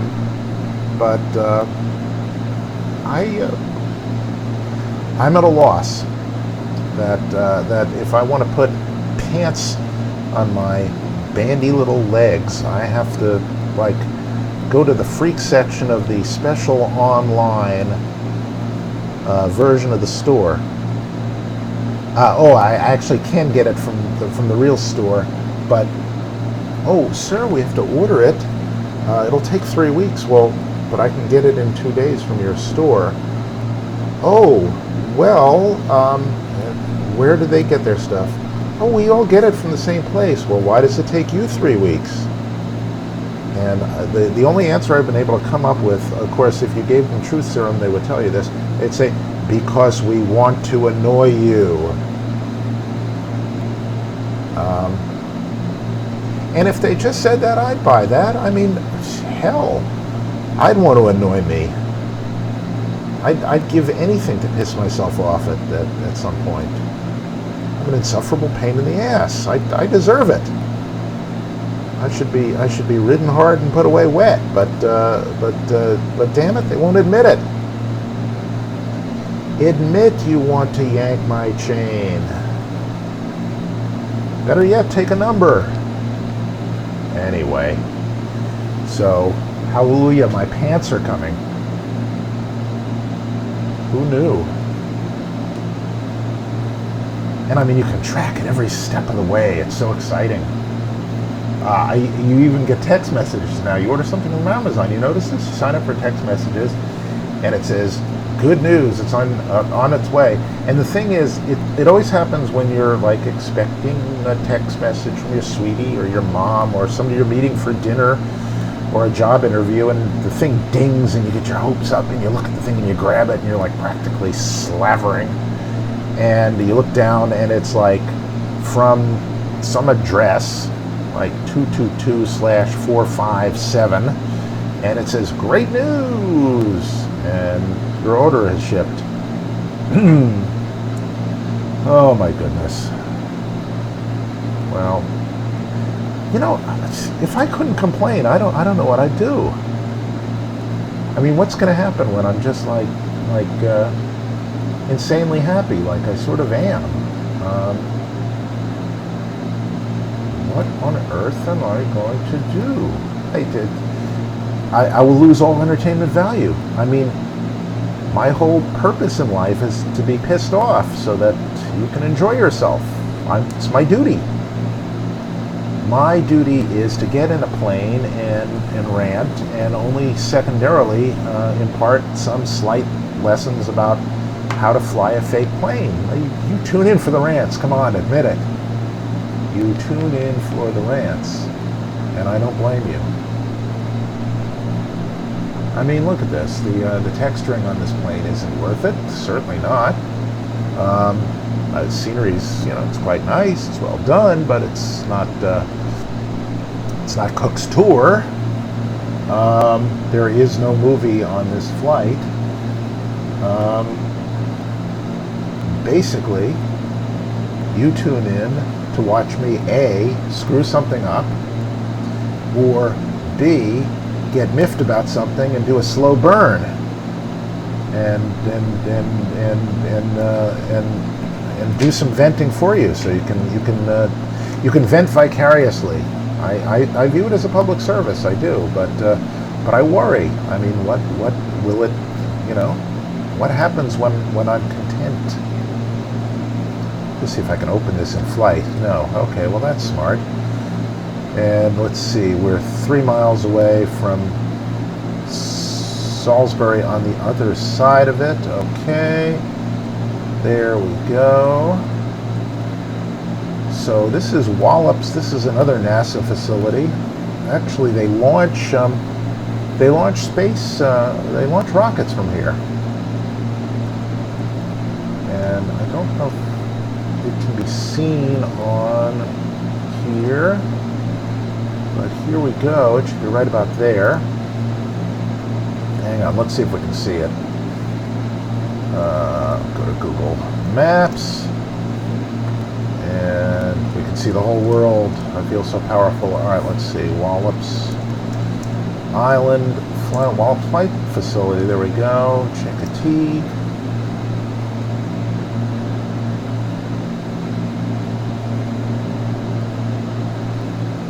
All right, so actually it should be off right about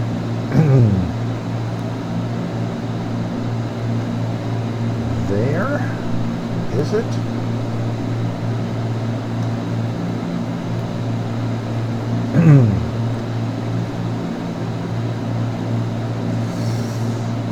I believe that's the bay, and that means that Wallops Island must be right about there-ish.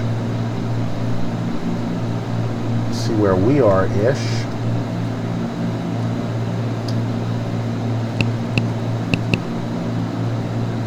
Well, that is that. That is it. Let's see. Yes, SWL, Wallops Island, I will bet you.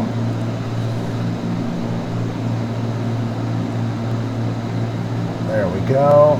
Yeah, no, KWAL, it's SWL. Well, there's the launch facility right there. But what is...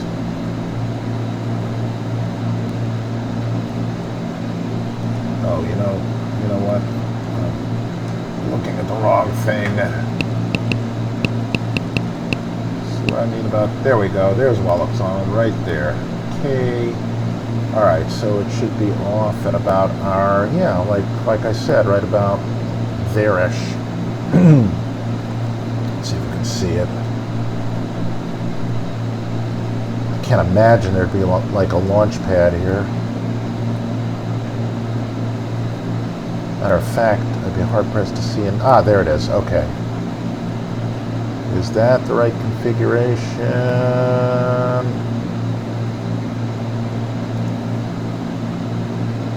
Let's find out.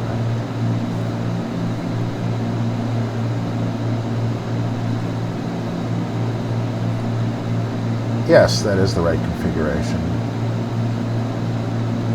Look at that. Okay. Wallops Flight Facility. Let's just see what it looks like.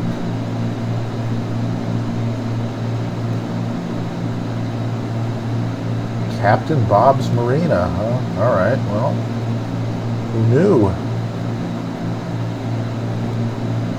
All right, so where's the damn launch pads?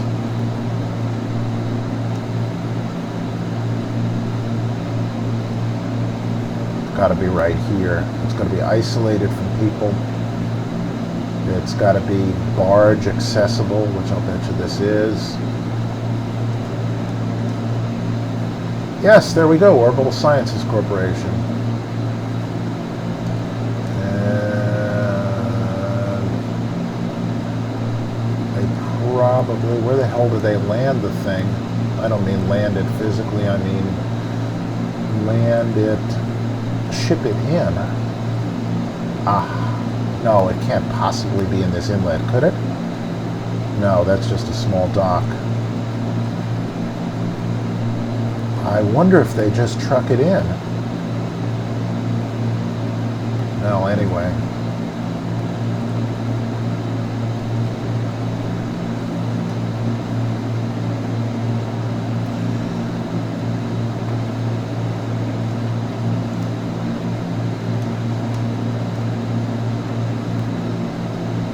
Alright, so we're getting close. We are getting close. And we should be right about right about there. Let's tune in Cape Charles.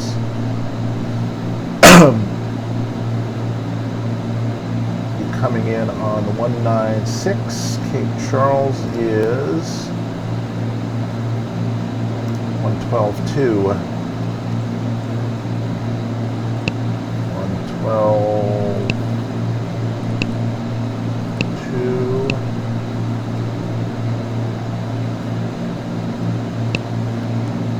Okay, there we go. Cape Charles is identified, and it's not there yet. Or is it?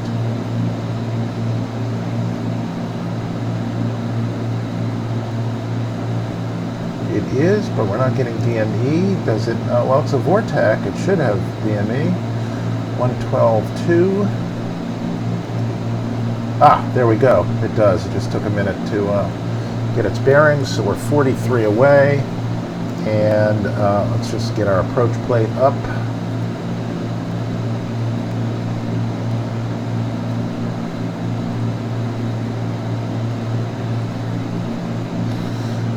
Okay.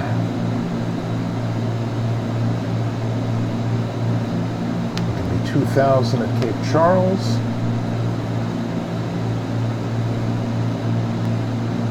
And 2,000 most of the damn way until Steve. 200 minimum. 241 altitude, decision altitude, which is what we'll be using. And that is pretty damn sweet and meaty. And just for yucks, the NDB here is, let's just get our ATIS on 2865. Let's first of all see if we can get it. Nearest.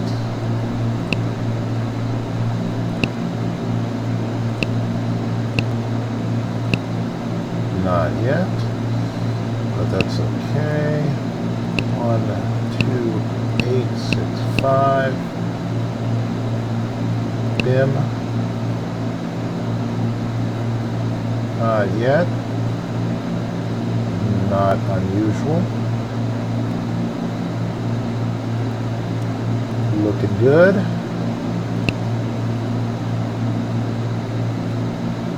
Check the rest of our flight. Jamie, Cape Charles.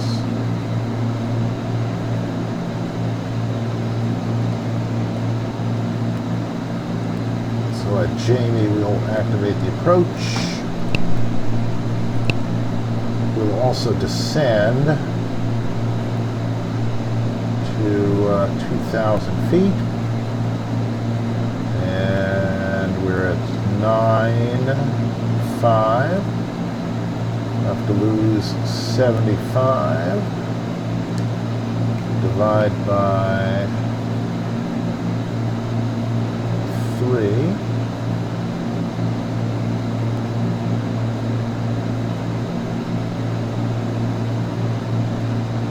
And that'll get us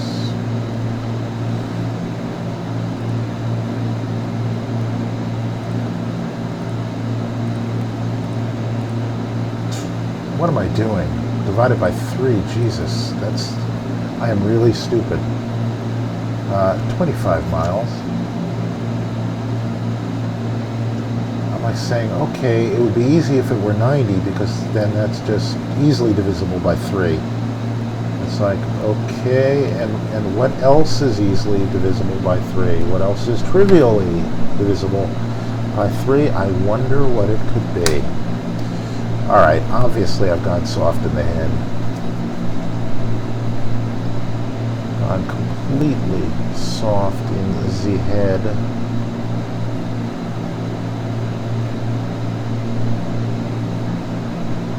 Anyway, we'll just keep our eye on places to land in case we need to. And at the moment I see nothing.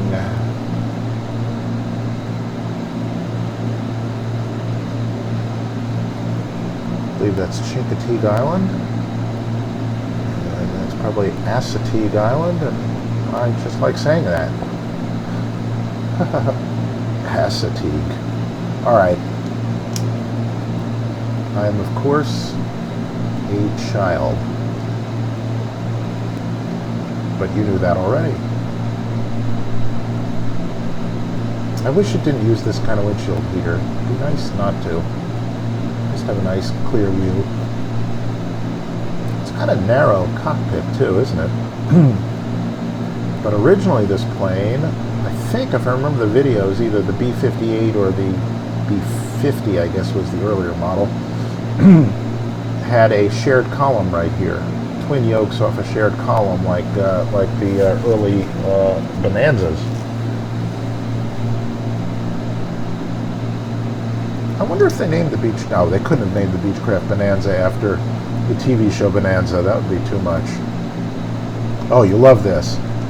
If you watched Bonanza as a kid, you know, the actors' names are Lorne Greene, Pernell Roberts, Dan Blocker, and there's a country rockabilly singer who made a song, and the lyrics are nothing but Dan Blocker and the other cast members in Bonanza here. Let's see if I can find it. It's rather droll, the Dan Blocker song. Ladies and gentlemen, here, how often do you hear a song in which the only words are Dan Blocker, Lorne Greene, Michael Landon, Pernell Roberts over and over again? Williamsburg INTL information hang on. kilo. 1600 Zulu weather. Wind 300 at 26, visibility more than 10. Sky clear, temperature 8, dew point -31. Altimeter 3012. Arriving and departing runway 25. Advise on initial contact you have kilo. So, wow, we've got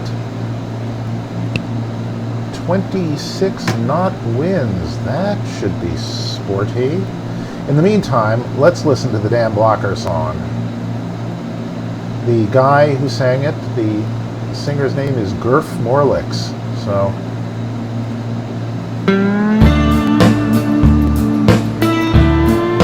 enjoy.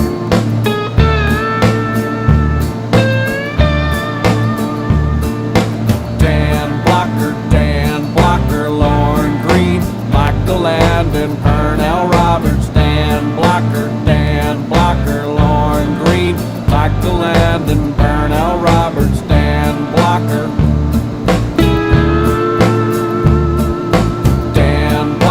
Dan Blocker, Lorne Greene, Michael Landon, Pernell Roberts, Dan Blocker, Lorne Greene, Michael Landon, Pernell Roberts, Dan Blocker.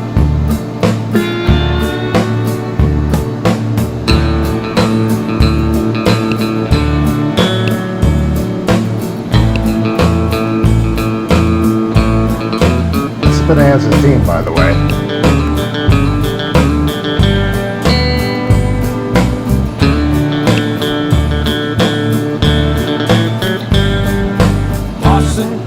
Little Joe, Adam left the show. That's the bridge, apparently.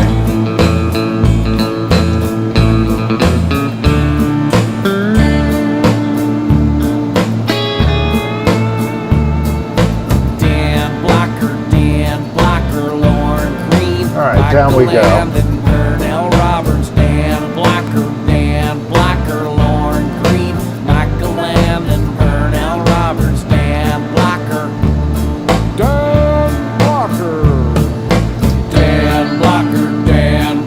Lauren Green, Michael Landon, Purnell, Roberts, Dan Blocker, Lauren Green, Michael Landon, Purnell, Roberts, Dan Blocker, Dan Blocker, Dan Blocker, Dan Blocker, Dan Blocker, Dan Blocker, Dan Blocker, Dan Blocker, Dan Blocker, Dan Blocker, Dan Blocker, Dan.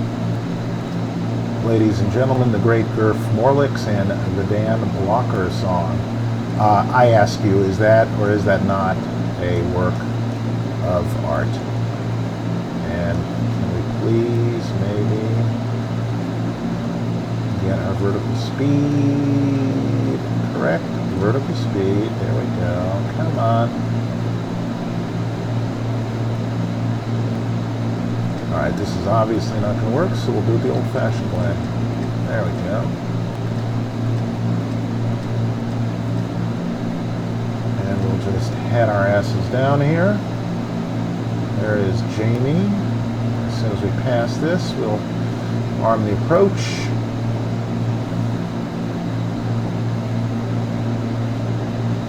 Left 197. There we go.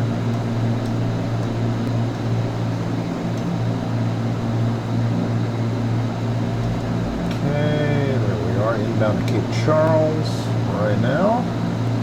Bim bam boom. There we go. Down we come. We're right at a nice comfy speed.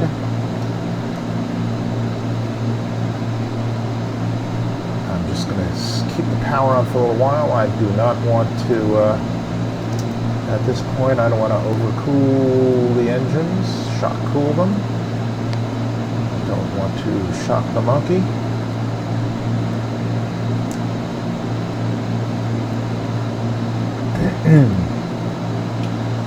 Oh, this cold is killing me though.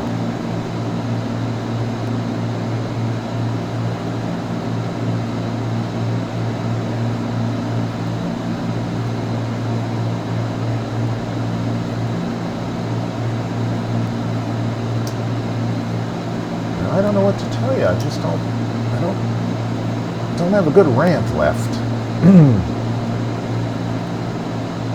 I'll freely admit that tall size complaints really only rate about a 6.5 on the rantometer. We just roll off a little power here because we're getting a little speedy.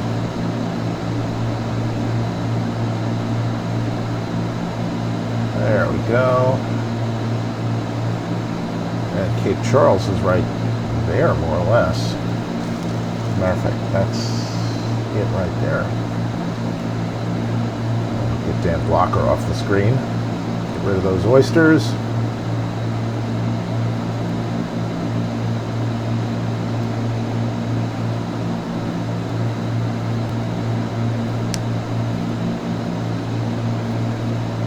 Brief our mist.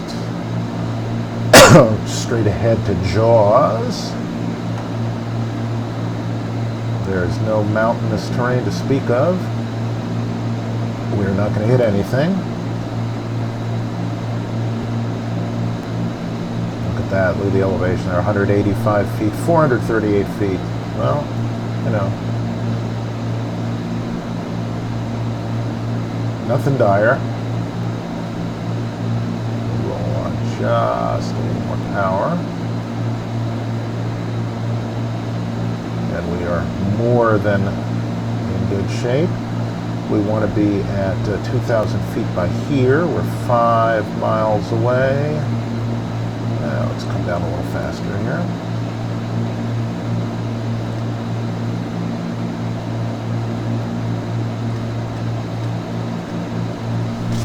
Down we go.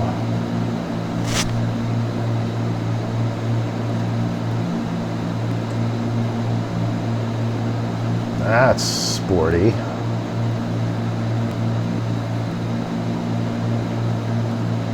Okay, we're at 4.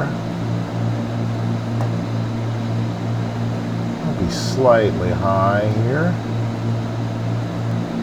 Let's see, what's our outbound here?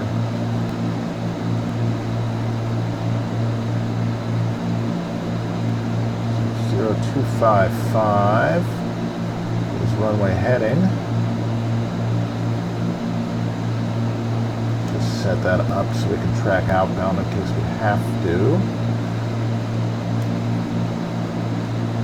Also, that'll just double check us here.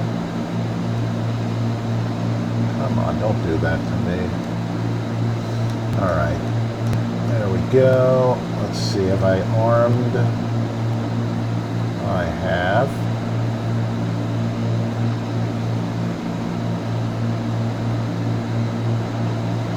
Look at that. It's probably a wind-corrected vector there. Look at that. Oh, look at that. Look at that. We're just crossing 2,000 feet. God damn. We're good. All right. Roll some power back in.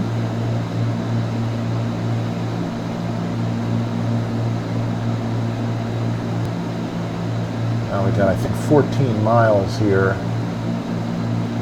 And as you can see, let's just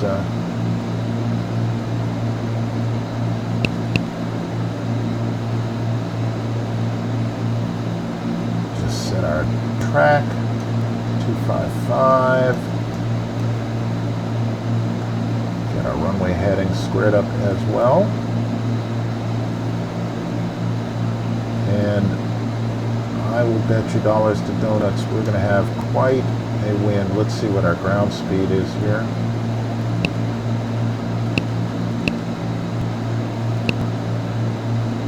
Ah, 6 knots coming into us right now.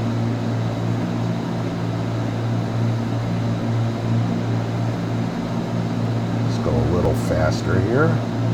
We're lower than I'm comfortable at over the Chesapeake Bay. On the other hand, there's lots and lots of, in reality, there's lots and lots of naval traffic here. There's a lot of fishing vessels. There are a lot of commercial vessels. There are a lot of military vessels. There's Coast Guard, so, and there's a lot of air traffic, so we're not going to freeze and we're probably not going to drown. We've got about 10 miles to our initial approach fix at this altitude. Let's just go a little faster here.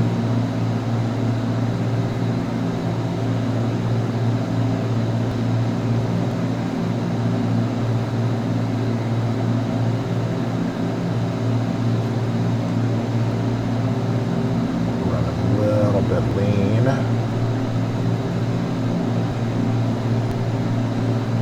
Full rich at this point.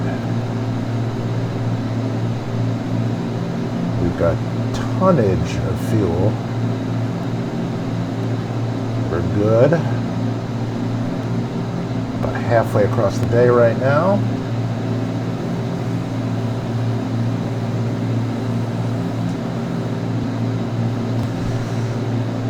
All right. Runway heading is 247.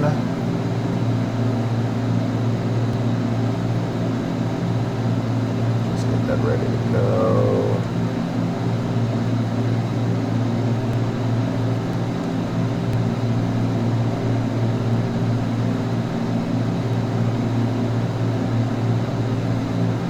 About there, and about there.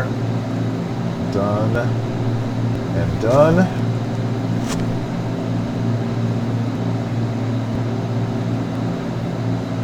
Okay, we're 5.5 from our initial approach fix.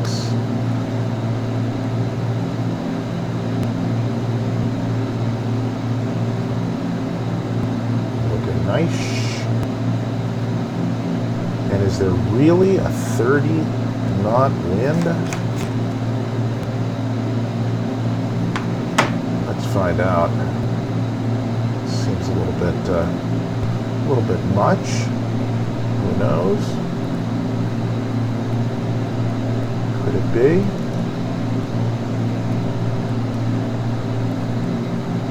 Let's see if I can see the airport. No. There's a 3-knot wind. Alright, well, that makes a lot more sense. I think there's a digit or two transposed in the little textual representation there. Let's just hear it again. Newport News Williamsburg INTL information kilo. Oh, now it says 2705. 1700 Zulu Okay. weather. Wind 270 at 5. Visibility more than 10. Sky clear. Temperature 10. Dew point -29. Altimeter 30. Alright, well that's good to know.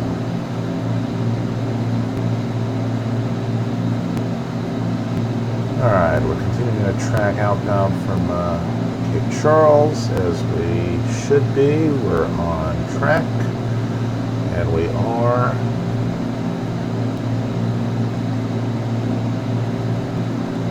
And we're just waiting to get a simulated glide slope.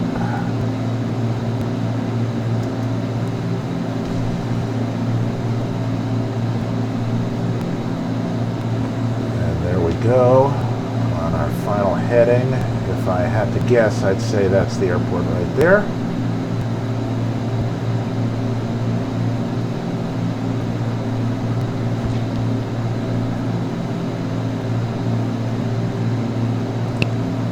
Okay, 5.2, and then another, looks like about 4. Stop it.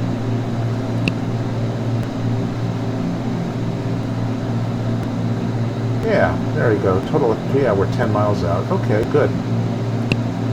I'm just going to keep chugging up the speed at this point because we certainly don't need 10 miles to slow down and get configured.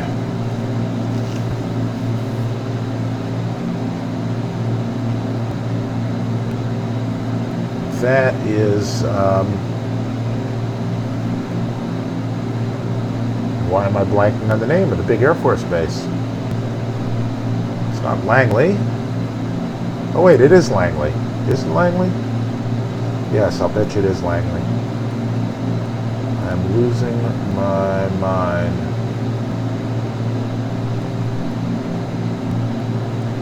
Yes, it's Langley. Oh, Lord.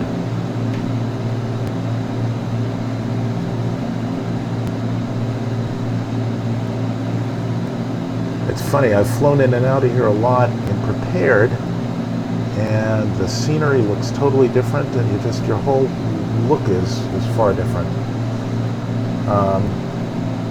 Alright, so that is the runway, and that is our simulated glide slope. Now let's just get into approach mode here, if possible, please. There we go. Capture the approach. Come off the power. Down we go. I'm going to disconnect the autopilot in 1 second. I may have to disconnect it sooner than in 1 second. There we go. Get the gear down.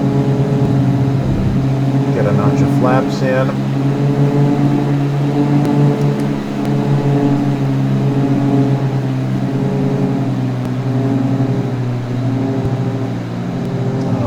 To get these props balanced out.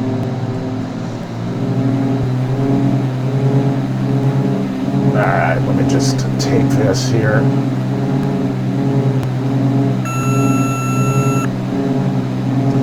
Fly the damn plane.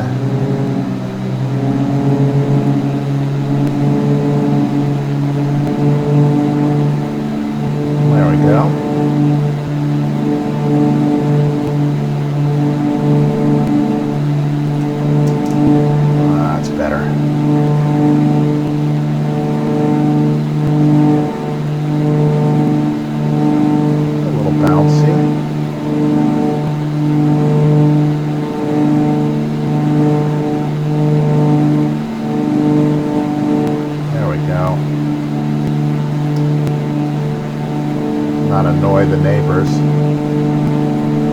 Alright, now we've only got an 8,000 foot runway here, so perhaps, maybe, sorta, kinda, we can land this thing properly. I don't know.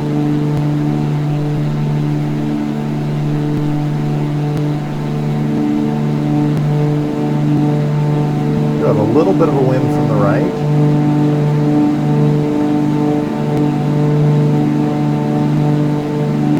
And we are a little, you see our power is off here. I'm only 10.5, 12 pounds of manifold pressure, but I'm too fast. I think that's because they need to recalibrate the flight model a little bit. But we're red over white. We're happy.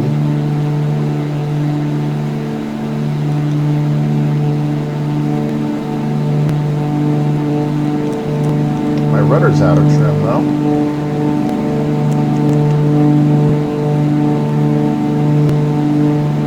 I wonder if the autopilot is leaving it in that state for some reason.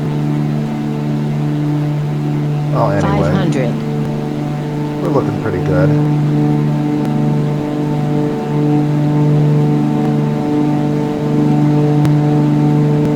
Yeah, I'm totally mistrimmed on the rudder.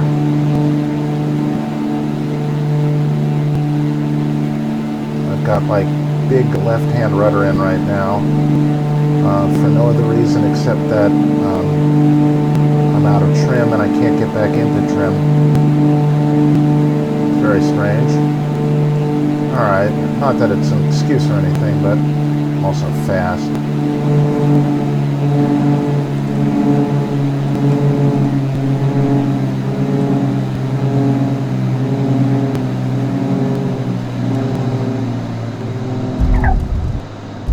That was sad.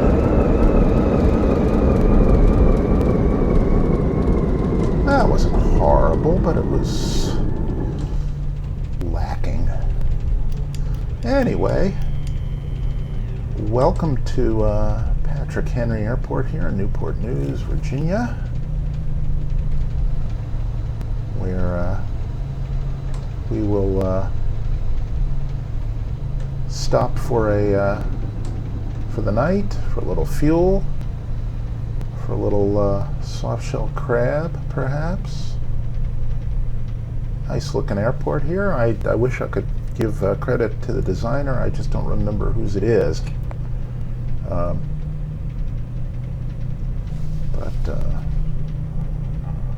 Yeah, the rudder trim, for some reason, you notice the ball was deflected like that, but the rudder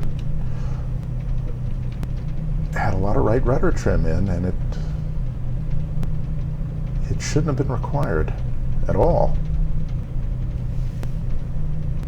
Oh, this is a nice looking airport. Look at this. That's quite nice. Somebody went to some effort here. This looks great.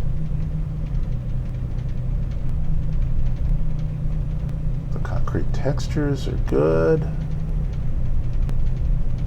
The trees look nice.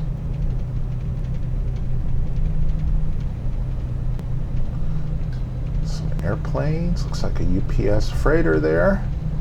And looks like a Navy. Yeah, there's a Navy C-130, or a Coast Guard C-130. Look at that. That's pretty slick.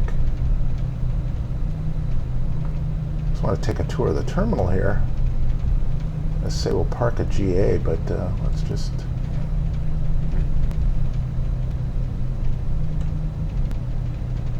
I'll just give this a look for a second.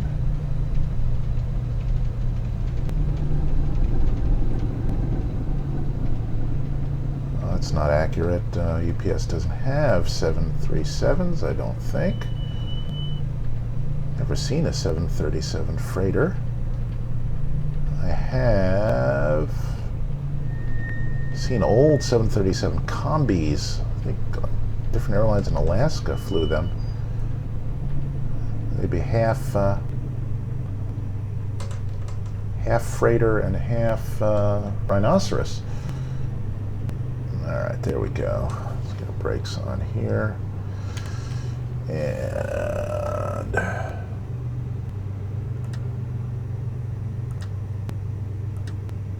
lights off there.